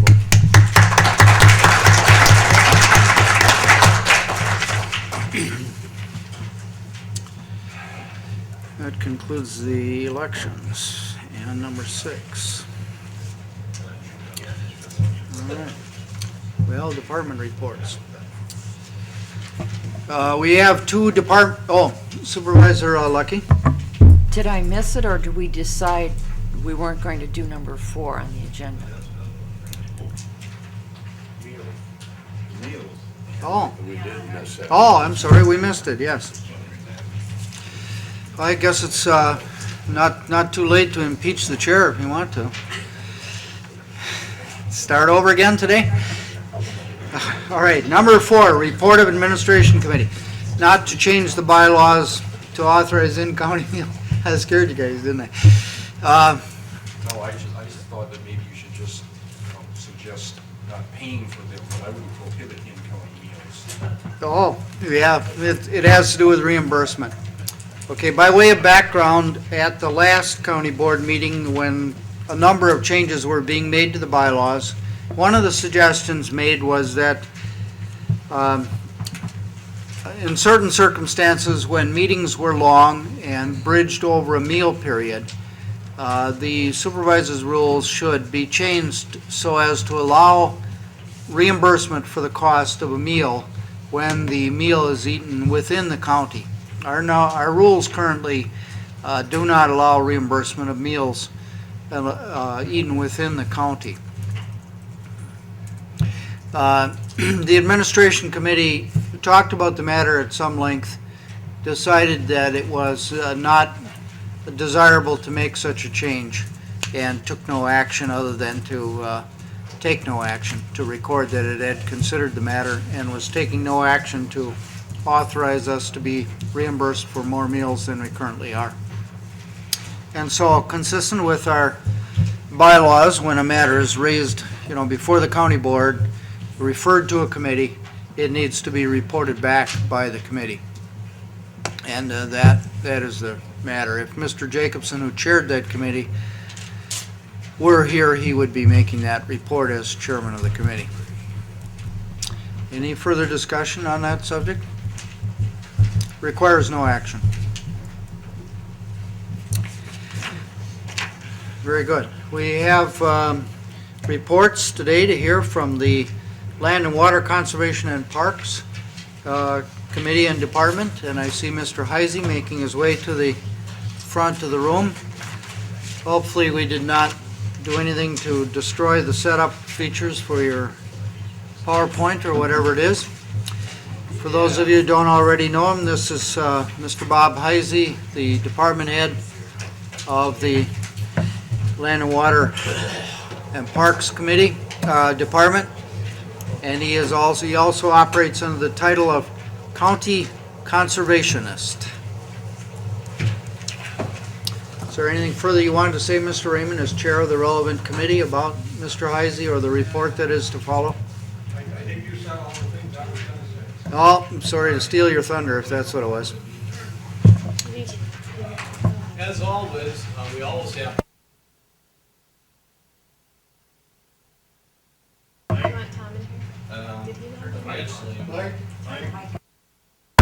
We want to hear you curse. No, you don't. Yeah, get Tom. This has been locked by Dave. Okay, well, we'll while the electronics and whatever's information technology is being worked on, I would suggest that before you leave the room today, those who were elected to elected committees, gather and decide on your next meeting, okay? Well, every single committee has got at least one new person on it. And so make sure that, everybody knows when they're supposed to meet and where. Ms. Spear. Public Protection will meet on May 20th, May 10th. You have to sign in. Well, I'll get it yet. May 12th, 8:30 in the morning. Your standing meeting date means the next meeting is May 10th at 8:30. Do the new members have their calendars out to make sure that's going to work? Mr. Grant. Well, May 9 and 9, are you open? Pull out your calendar there. Yeah, you're in charge of treats. Well, wait a Ms. minute, Burry? where is it? Ag and Extension meets on Tuesday, May 2nd. Are you open at, and that's pretty much an all-day meeting? Right. With a lunch that is not reimbursed? Right. We meet in the morning, go for lunch, meet in the afternoon. Huh? No, we go for lunch. And finance, Mr. Kruger? Finance meets May 11th, I believe. Or did we have that change? Changed it to May 8th at 1 p.m. That's a Monday at 1 p.m. Mr. Caffwish has left, so that really is no help anyway. Why don't it's best to be sure that an agenda gets done and everything. So for public protection, Ms. Spear, the chair, will just name you the convener of the committee, responsible for doing an agenda and getting things started until you have an election and so on. Mr. Kruger, would you convene the finance committee? Mr. Raymond, the Ag Extension, Land and Water Conservation Committee. Yes. And you, Mr. King, I'll bet you already got it underway to convene the Transportation Committee. Okay. When we do the appointments, we'll name a convener for those appointed committees to get things off and rolling. Looks like you're in operation there, Mr. Heisey. It looks like the electronics are finally working, so we're ready to go. Thank you, Mr. Chairman, County Board Supervisors, for the opportunity to provide a short report today on behalf of our Land and Water Conservation and Parks Department. In your packet that you received, you should have received an accomplishment report for 2005 from the Land and Water Conservation and also from the Parks Department. Also want to bring to your attention, I put a flyer in front of each one of your desks or your chairs today advertising an Earth Day event that's going to be taking place at the Hudson Middle School this Saturday. Our department, as well as Jennifer Havens from the recycling, will be a part of that. And also I put in front of your desk today a copy of our outdoor recreation plan. It's the CD that you have in front of that. That's the format you have. Should you want a hard copy of that, give me a call. I'll provide that to you. We're in the process of making some of those available soon. What I'd like to do is just share with you this morning some projects or issues that are taking place within the department over this next coming year that I think you need to be aware of. According to some information that was recently released and came across my desk, was the U.S. Census Bureau that St. Croix County is the 78th fastest growing county in America. And we're the only county in Wisconsin that made the top 100 list. And that's nothing really new to us. We've been on that top 100 list before. What is new and something that should be of some concern is that as urbanization and suburbanization continues to grow in our areas, as that impervious surface also takes place in our watersheds. As little as 10%, we begin seeing some effects to our contributing waters of St. Croix County. And 10% really isn't that much. And much of our work in our Land and Water Conservation Department looks at the protection improvements of these water resources. There's a direct correlation that can be made between water clarity and proper property values. And that makes a lot of sense. The better your water clarity or quality, the higher your property values, or more people are going to pay for your property, at least on the water's edge. However, there's other research that has been done by Texas A&M University that shows property values also increase, attributable to the water quality improvements, although at a lesser percentage as you proceed away from that water's edge. Up to 2,000 feet away, they can show an increase in property values in a relationship to water quality values of that water surface. My point here is, in St. Croix County, we have many water resources that are classified on the DNR list as exceptional or outstanding water resources. These are finite water resources. And I think that they are extremely important to St. Croix County, not only for the aesthetic value and the social values, but also for recreation, tourism, and our overall economy of St. Croix County. Many of you know that our Land and Water Conservation Department provides service to the Planning and Zoning Department and Committee on the review of erosion control and stormwater plans and inspections on all major and minor developments in the county. And over the past decade, we made tremendous improvements working with our developers and engineers on installing these practices on these public improvements. And it's always nice to come back and give yourself a pat on the back and seeing that your work is actually taking place. However, I don't want to get that complacent in there because I think we got a lot of work yet to do. Our land division ordinance doesn't cover once we get off of those public improvements. Once we get into the house development, our land division ordinance doesn't work. And many times on inspections, we've seen this time and time again where we make great strides in public improvements, but during house constructions, much of our work is negated. And folks, I tell you, we can do better than this. I think through an erosion control and sediment control ordinance in the county that would start looking at 1 and 2 family dwellings on this, I think we can make great strides and make great improvements on this. During the time being, I think what we need to do is ramp up our building inspectors out there and make them cognizant of what's going on and see if they can make improvements while they're out on site. This is I threw this slide in here because this is a before and after, and this is a project that had been taking place on Tiffany Creek. This is our property right along the fairgrounds in Glenwood City. And we did about a 2,000-foot stretch of stream improvement on that property last year. And over that time, we not only received a number of compliments on that project, but we have 2 adjoining landowners downstream that came to us looking at installing a conservation easement on their properties and looking on continuing this project from where we terminated this project down to the St. Croix County, Dunn County line. Should the conservation easements go into effect and be approved by the DNR, then our department will begin looking forward to grant funds and continuing the stream improvement all the way down to the county line. Citing legislation. I just wanted to bring this to your attention. May 1st, this citing legislation goes into effect. And what it is it's a state law that starts dealing with concentrated animal feeding operations that exceed 500 animal units.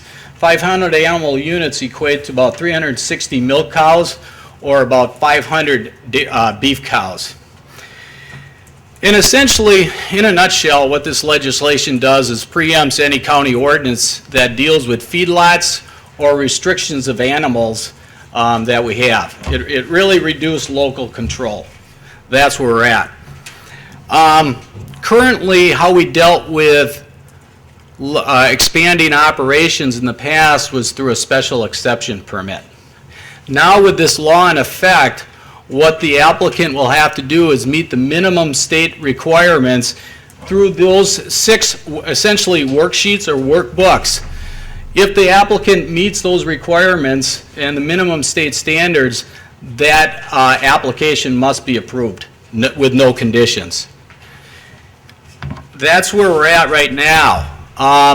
We have 6 months. We have a 6-month grace period on November 1st to either adopt the citing legislation as an ordinance or reference it in our existing ordinance to regulate these facilities. I'll move into the Parks Department report. This is a comparison on the, I guess it would be on my left-hand side. It shows the parks, Glen Hills Park, Homestead Parklands, and Troy Beach abbreviated, and then consecutive years ago across and the amount of revenue that we received in each one of those parks. And as you can see, in 2005, it was a fairly, well, we did increase on each one of the parks over that year. I think that was attributable to the exceptional seasonal weather that we had in 2005. We had a warm summer and many weekends that really didn't have much rain, and I think that's what we contribute the usage to. Warmer weather, more usage. This is another project I wanted to bring your attention to. This is, we've been working with timber thinning in each one of our forests. Our Kinnickinnick Forest, our Stanton Forest, Glen Hills Park, and also Pine Lake Park. We're about 3/4 complete with that project to date. We have the Stanton Forest yet to complete. We expect to complete that project by mid to late October. Just to tell you where we are, volume-wise on the cordage removed, we're ahead of schedule. The forester essentially underestimated the volumes coming out of there, and so what does that equate to? As long as everything follows suit on the Stanton Forest, we should receive more revenue on that project than what was originally planned. Again, I can give you a better report once the entire project is complete. I threw this slide in. This is a fishing pier that had been installed at Homestead Park. The reason I installed this is we're going to be installing a very similar pier at Glen Hills Park this year, along with a concrete handicapped accessible walkway that would lead from the parking lot area down to the fishing pier. And in preparation of that project, knowing that was going to take place this year, this past winter, we installed, with the help of the pre-release crews, DNR staff, and park staff, we installed 14 fish cribs, which provide fish habitat for out in Glen Lakes. And the fish cribs were strategically placed in a semicircle that would provide optimum casting distance from that pier. So that'll be a good project for this year. Actually, this whole winter had been a good year for getting a lot of projects done. This is before and after of Pine Lake. This is some of our shoreline of a Pine Lake Park, and you can see over the years we have tremendous erosion and bank erosion on our property. With the assistance of land conservation staff, financial assistance from our Lake Cluster Priority Watershed, we're able to make improvements to about 500 feet of that shoreline restoration on Pine Lake Park. Also want to bring to your attention that I'll probably be before this group here in the next month or two seeking your support for authorization to send in a grant for additional work at Pine Lake Park. What we want to do is totally improve that whole boat landing at Pine Lake Park, and it's a total redesign. Right now, we reviewed the plans with DNR, but we had to go back and get all the permits in place before we could submit the application. So that's where we are with that project right now. And again, that's my report. Just to let you know that all this work could not be completed if it wasn't for the support of the County Board Supervisors, our Finance Committee, our direction and leadership from our Land and Water Conservation Committee, and our dedicated and committed staff, your employees from St. Croix County. And again, thank you very much.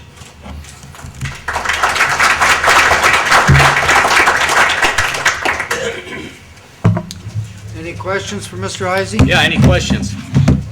Buzz? Thank you. At the Wisconsin Counties Association annual conference last fall, I went on that road trip out to a modern multi-head dairy farm, and there was some discussion about methane recovery in that part of the state. And I haven't heard much about that in our county, but I was wondering if there are large feeder or dairy operations that are involved in methane recovery. Yeah, thanks for bringing that up. In fact, we have some producers in St. Croix County that I would say probably are the leaders in the state of Wisconsin right now as far as really pushing that, call it the dairy industry, forward. We have methane digesters at least in one facility right now, and if I just take a few minutes to explain how that all works, it's a process, it's a chamber, if you will, and it's very temperature controlled. It's a bacterial jungle, if you will, that breaks down the manure from that product, exports that methane.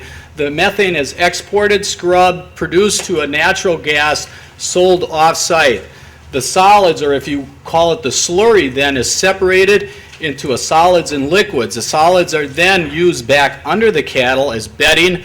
The liquids now are being filtered nearly to drinking water standards. We're not quite there yet, but it's being discharged to the surface waters. Eventually that technology will be there where that water will be recycled back to the cattle, and we'll almost have an entirely closed system. Eventually there's going to be products that have to get out to the field, but the industry is really changing from what it used to be. Good point, thank you. How many such operations do we have? Oh, we have one with a digester, methane digester right now. We have two facilities, one that will probably take place this year as an installation, and I have another producer that came in and is really penciling that out right now, and I think it'll probably go.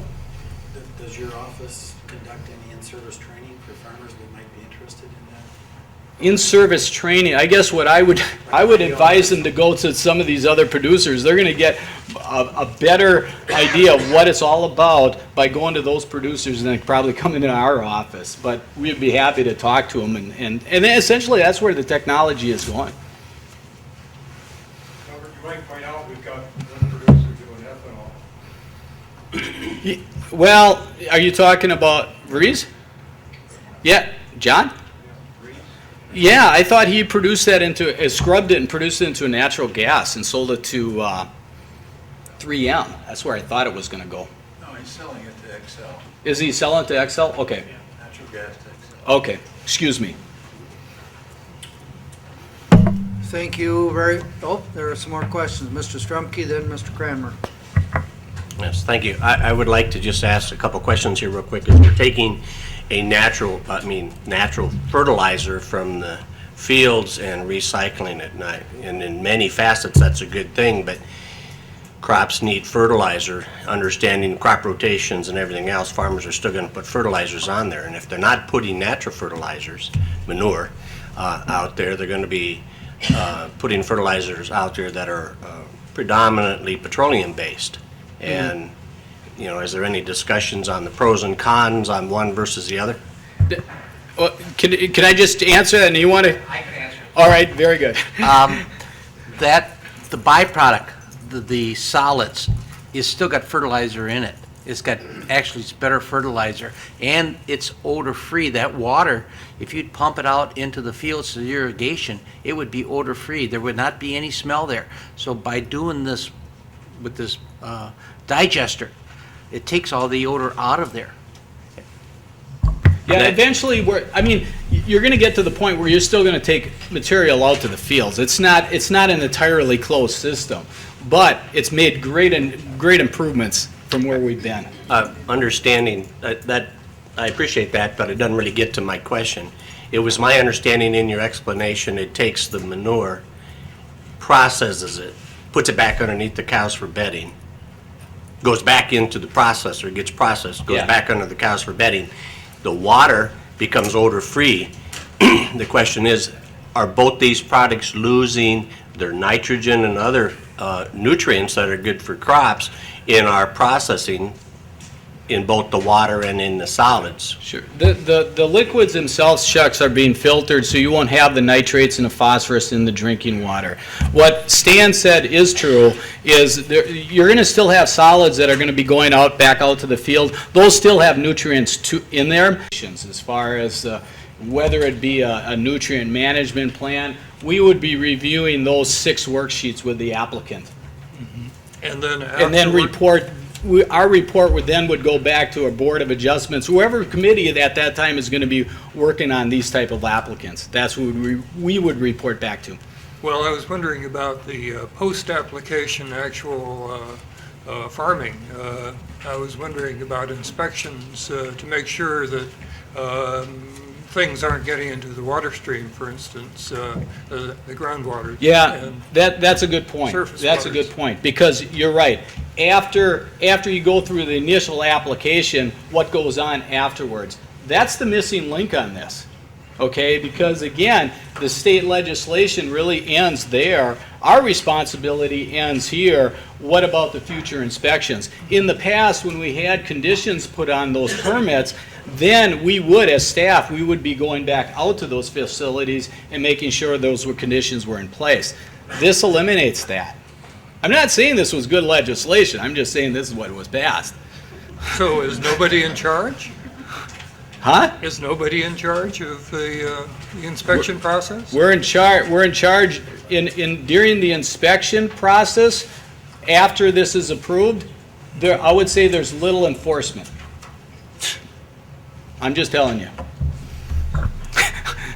Well, there are a couple of proclamations that pertain to this subject matter that can be announced at this time. They will come up before we have another board meeting. Soil and Water Stewardship Week is April 30 through May 7. So we have that recognition of Soil and Water Stewardship Week. And then before our next county board meeting, we have Drinking Water Week, which has been vetted past the chair of the Ag and Extension Committee. We all recognize how important drinking water is, but constant reminders are appropriate.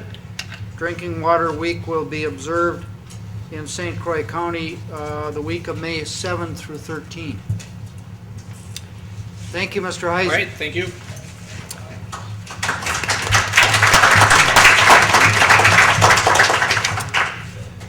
We have today the report from the Planning and Zoning Department to hear, and Mr. Fedrosi, who introduced himself earlier, will give that report.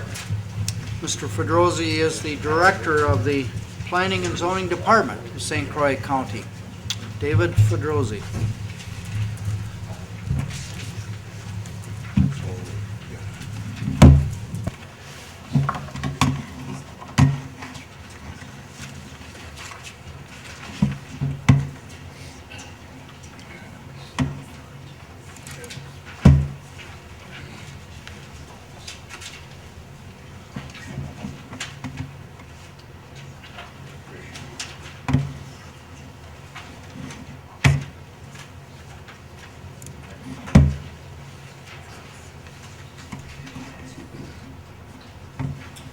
You new members might have noticed a camera going in the room. The Hudson area cable company, which has subscribers in North Hudson, Hudson, and River Falls, has I guess still a part-time staff person, Nate Skoog, who is here, and he's typically the one who takes the film, and then it is shown.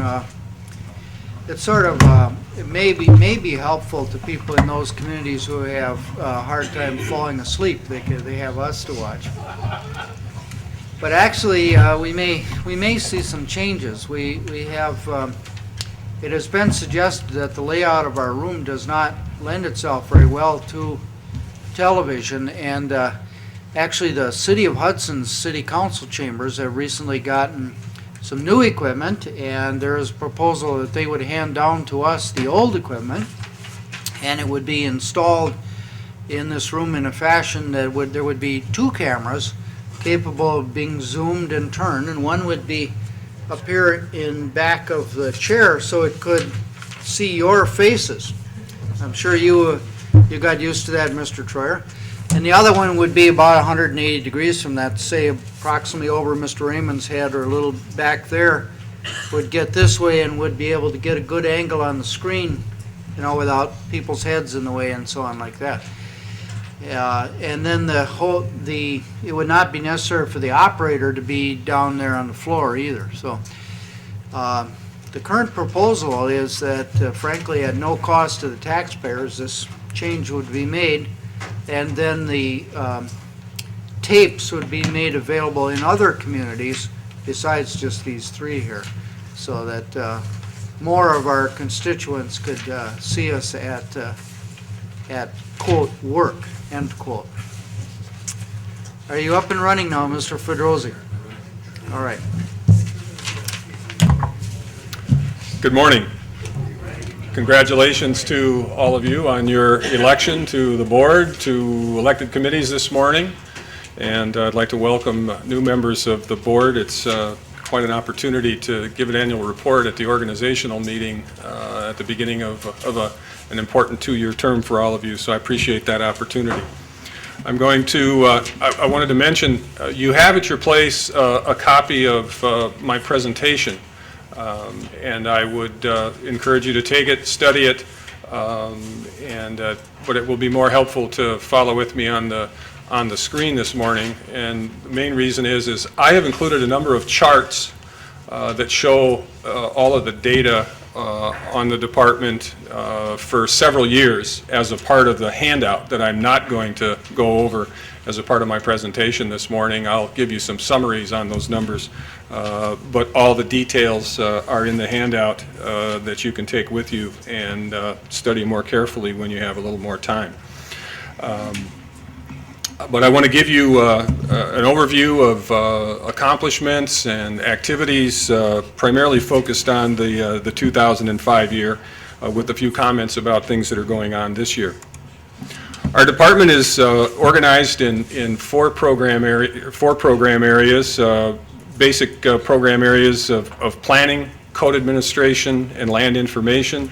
We also have all of our support staff organized as a part of a support services unit, which provide support staff service to all the programs throughout the department. And I want to focus on these program areas and some of the individual accomplishments in each area, understanding that all of these areas and the staff, as we move forward following a reorganization in 2004, are looking at ways to integrate our program activities into the future.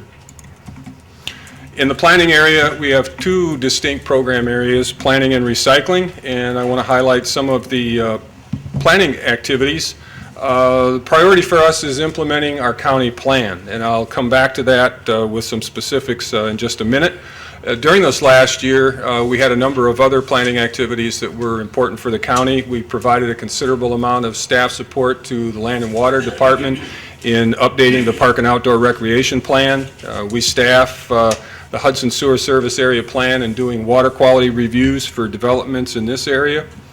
We worked with the county administration in reviewing the county property inventory and site plans for some of the major county properties. Intergovernmental cooperation was an important focus in this last year. We worked with some other county folks in our neighboring counties in helping to get the Western Wisconsin Intergovernmental Collaborative off the ground through the University of Wisconsin River Falls. And we've also been providing some staff support to New Richmond area local governments, particularly the city of New Richmond and the towns of Richmond, Erin Prairie, Stanton, and Star Prairie, who are been getting together somewhat informally, but on a regular basis to try and come up with some cooperative agreements between the city and those towns up there to manage a number of community expansion and development activities. And lastly, an important thing that came up during 2005, we were invited to participate with a work group on the St. Croix River crossing, the stakeholder group, working on the Stillwater Bridge, the St. Croix River crossing bridge. That group put together a whole package of mitigation activities as a part of that process that we had a chance to be a part of. And the county, assuming this all goes through in the next few years, will be an important player in implementing that mitigation package as well. A lot of the focus and basis for our activity is implementing our County Development Management Plan, which was initially adopted in March of 2000. And one of our important activities in this coming term with the Planning and Zoning Committee will be developing a strategy and timeline to update this plan. We have a statutory obligation to bring this plan into conformance with state requirements by the year 2010. As a part of implementing that, we have a number of activities as a part of the implementation program in our county plan, working and supporting efforts to do comprehensive planning at the town level, and I'll talk about that a little bit in detail. Ordinance development on a number of ordinances, participating in rezoning reviews as those applications come through the process. We've also entered into a contract through the county board with the U.S. Geological Survey to do a 2-year project to get a groundwater model, an important activity in the 3 counties, Pierce, Polk, and St. Croix. The regional work was completed on that this last year, and we will be working with them shortly as we have our new committee to do a more detailed groundwater model on a selected site here in the county. And no news to most of you, a lot of transportation projects going on in the county, and we have typically been involved in those in a technical way, reviewing plans, comparing them to local plans and county plans, and giving feedback to county and state agencies on those projects. An important activity that we've been doing in terms of town comprehensive planning has been the Heartland Planning Project. We have worked with 5 towns in the central portion of the county for a little over 3 years in developing town comprehensive plans as a part of an overall planning process. And I'm happy to say that we are coming successfully to a conclusion with this project. We have worked with the 5 towns to develop an overall multi-jurisdictional plan that can serve them as a group.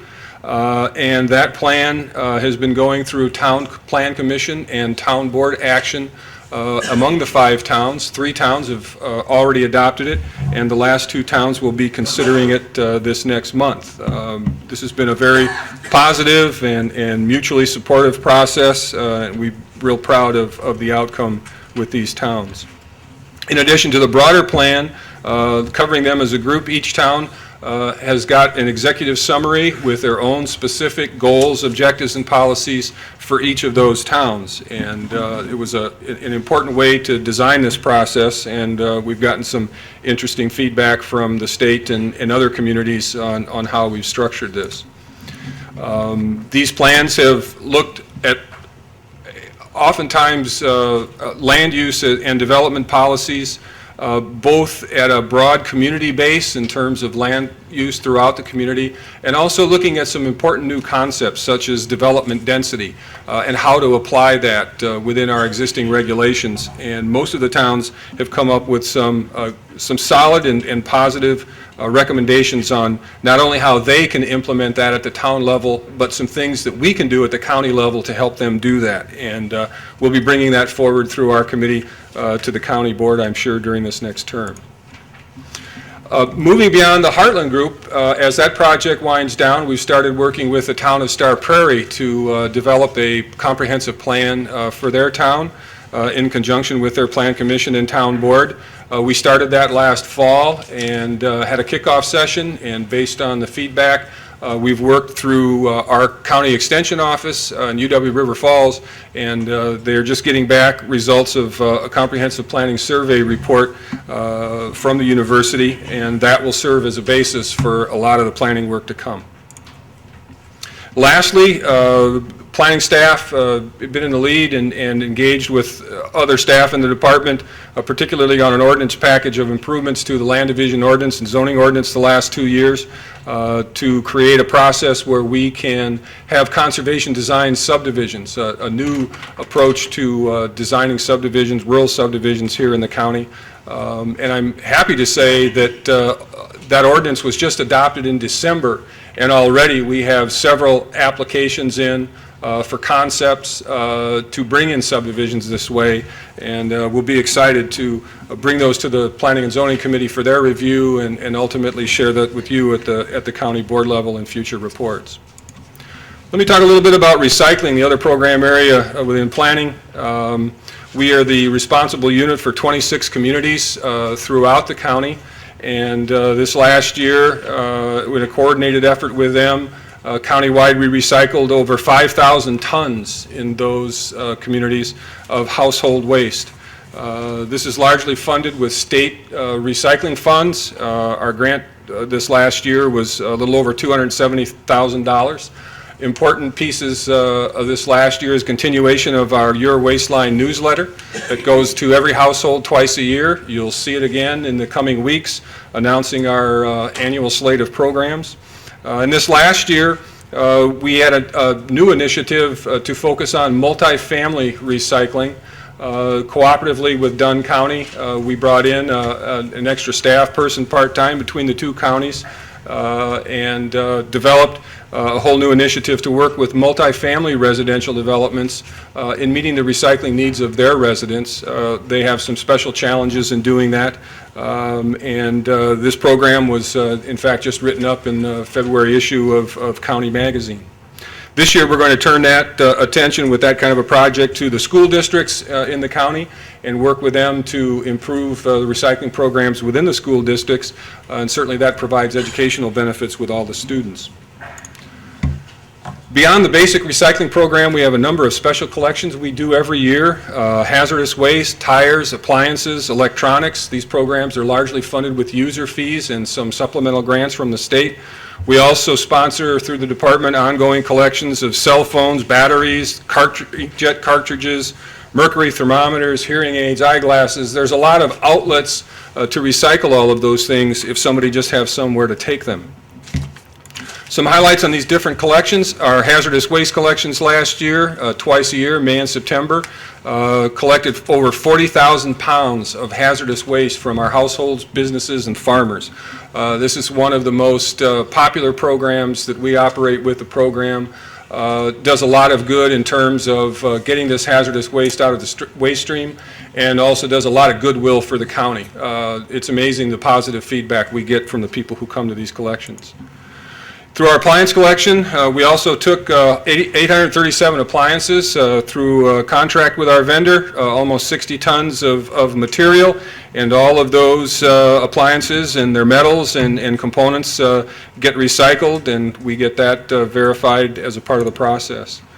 We've also been sponsoring tire collections. Our tires were down a little bit last year, but we still took in 40 tons of tires through various collection sites that local governments co-sponsor with us, almost 2,000 tires. This is a shot from the Town of Richmond collection site. Our electronics collection brought in 833 electronic components, over 1,100 pounds of some other small electronic items, and this has been popular. We've done this once a year with committee support. Again, this is all user fees. We're going to sponsor a second collection this fall in addition to the one this spring.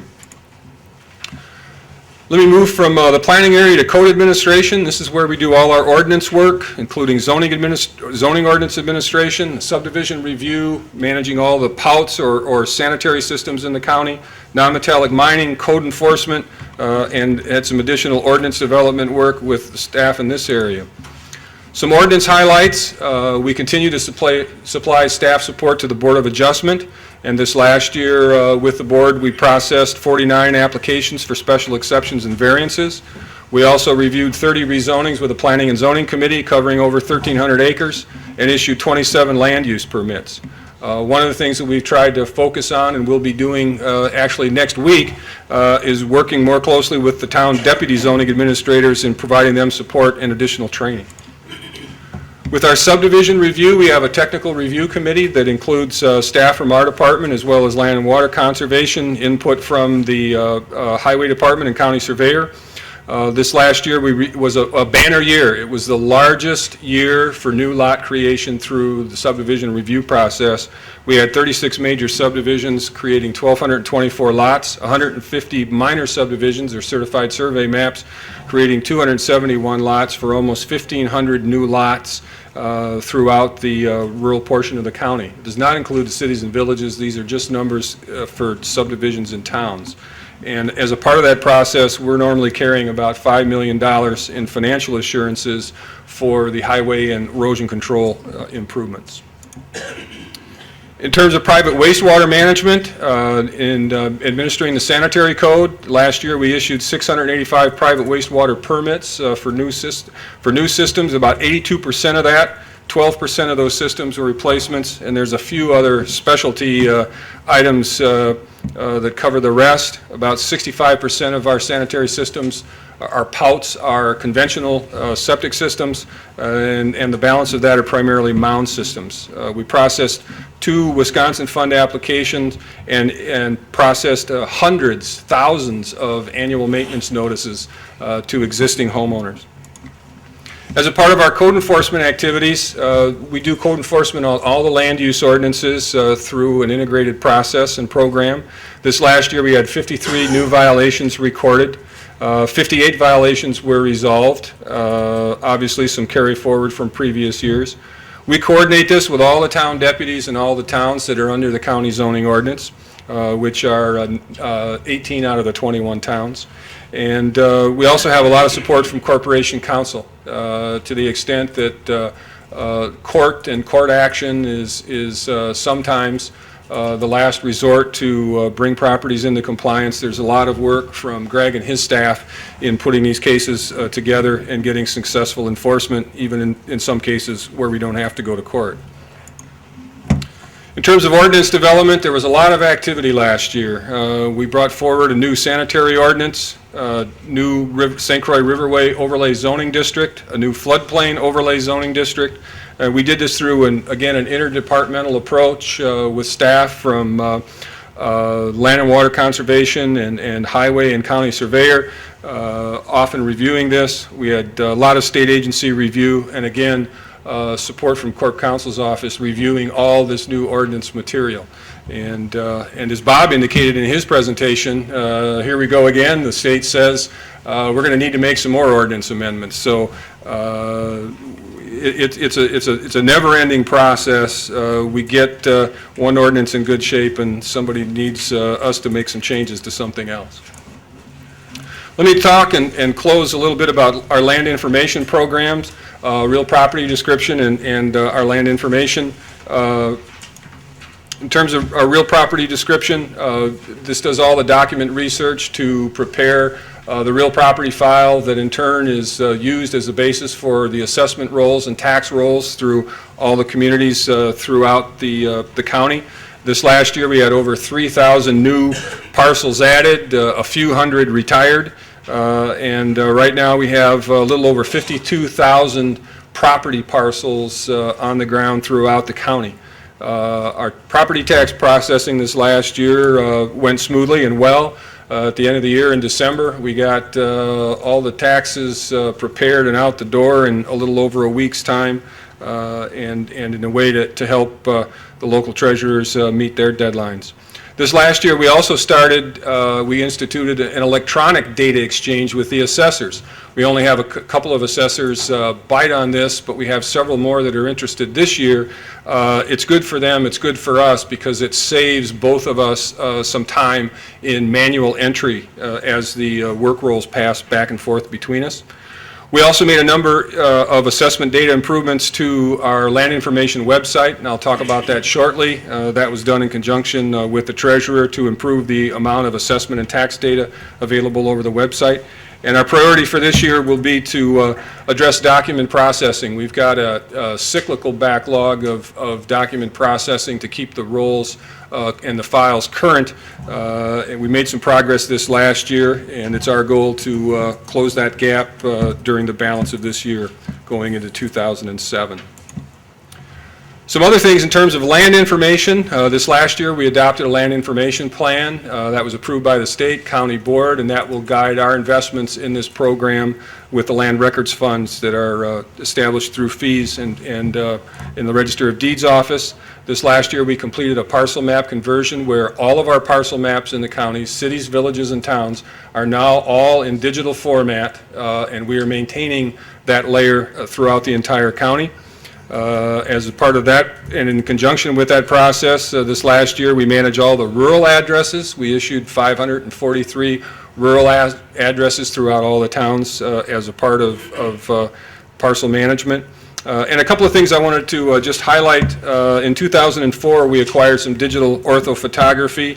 I want to hit that a little bit, and also our land information website. This is a sample of the digital orthophotography that we acquired in 2004.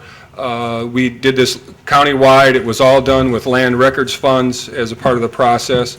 And it has been a very popular product with assessors, public and private agencies, developers, even homeowners wanting aerial photography of their properties. And this took place in 2004, but it continued to pay benefits this last year. One of the things that we did was to add some provisions where other parties, public and private, could take the data generated from this project and develop 2-foot contours anywhere in the county at a reduced price off this contract. And we had a great deal of success with that. We have multiple sections throughout the county that have taken advantage of that, and a sizable area around the city of New Richmond that the Department of Transportation has had interest in, where the contours have been developed that will support a lot of more detailed engineering type work on the ground. We've also had the benefit of taking that and building that into a new floodplain mapping initiative that DNR and FEMA is accomplishing as we are here today. So that will improve those products. The products from that process also allowed us to improve a number of the data layers that we have. In this case, our county zoning map. Prior to this process, we had to provide these maps one town at a time in separate files, and the outcome of our orthophotography project has allowed us to establish countywide data layers on a very accurate map base. And lastly, I want to mention our land information online website.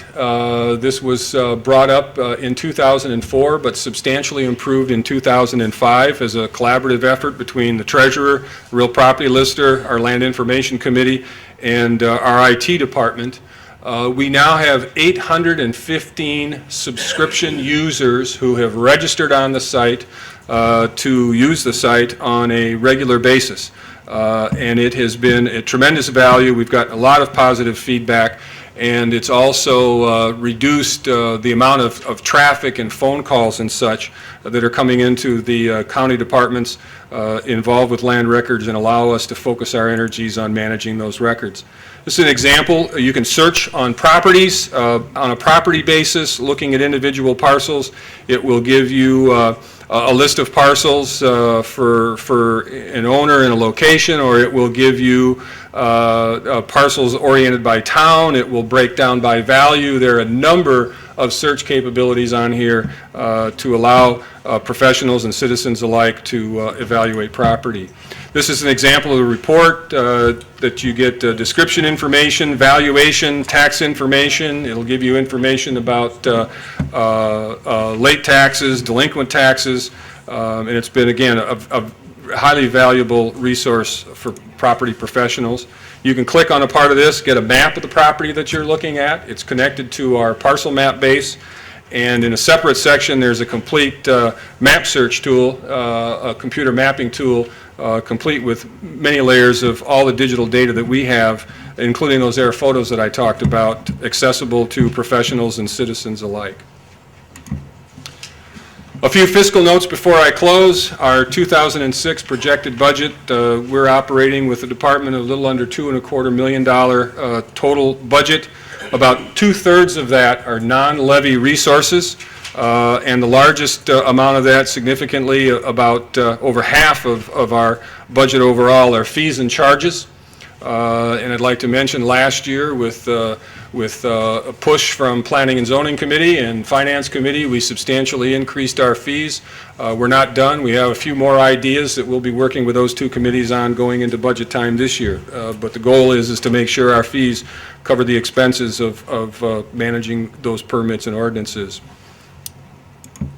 Lastly, I want to thank lots of people. We work with a lot of people. We work for you, the county board, the Planning and Zoning Committee, Board of Adjustment. We work with those bodies regularly. We don't do much of what we do without doing it with local government.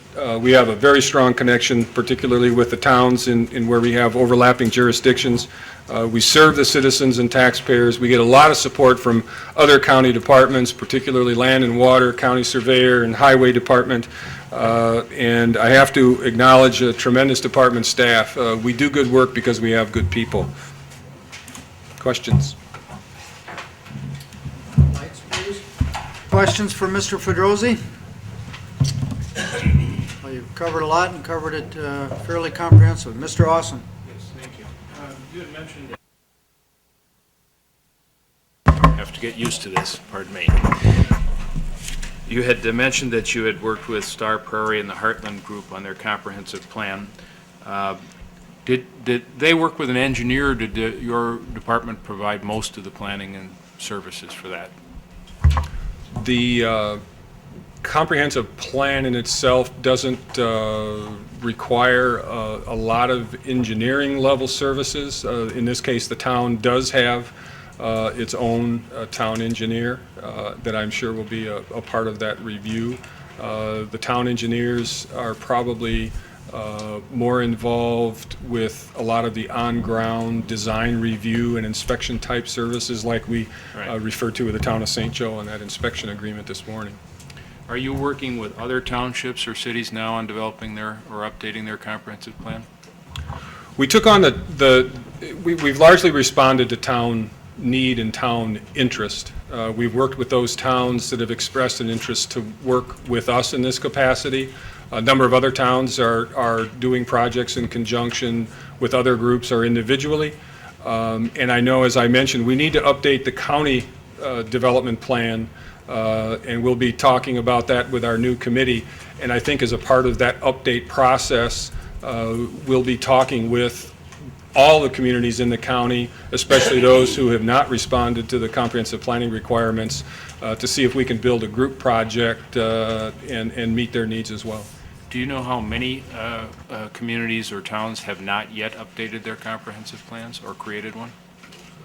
Well, I can't give you a specific number, but I've got to say it's somewhere a third to a half of the communities in the county. Thank you.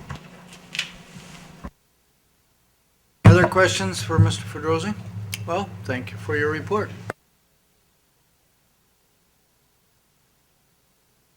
The clerk has some more matters to report upon, and she wants to meet with everybody, all the new people anyway. This is rezonings, scheduled hearings for planning and zoning, Basil Farms, Town of St. Joseph, egg to egg residential, Carrie Licht, Town of Pleasant Valley, egg to egg residential, Matthew Construction, Town of Stanton, 2 parcels, egg to egg agriculture. And then table to a future meeting, pending additional information is Slay Rasmussen, Town of O'Galley, egg residential to commercial. And then just a reminder, if it's all right with Mr. Whiting, that I meet with the new supervisors after the meeting in the conference room across the hall before he takes you on a tour.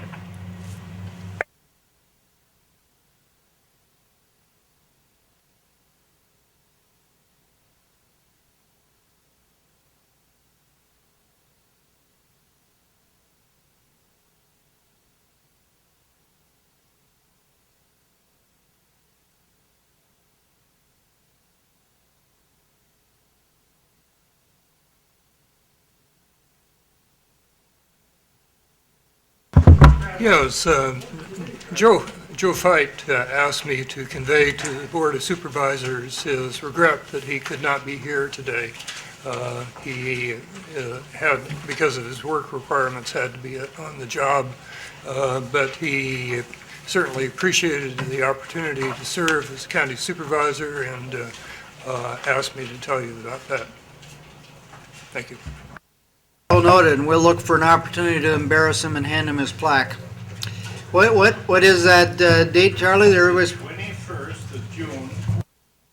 At the Hammond.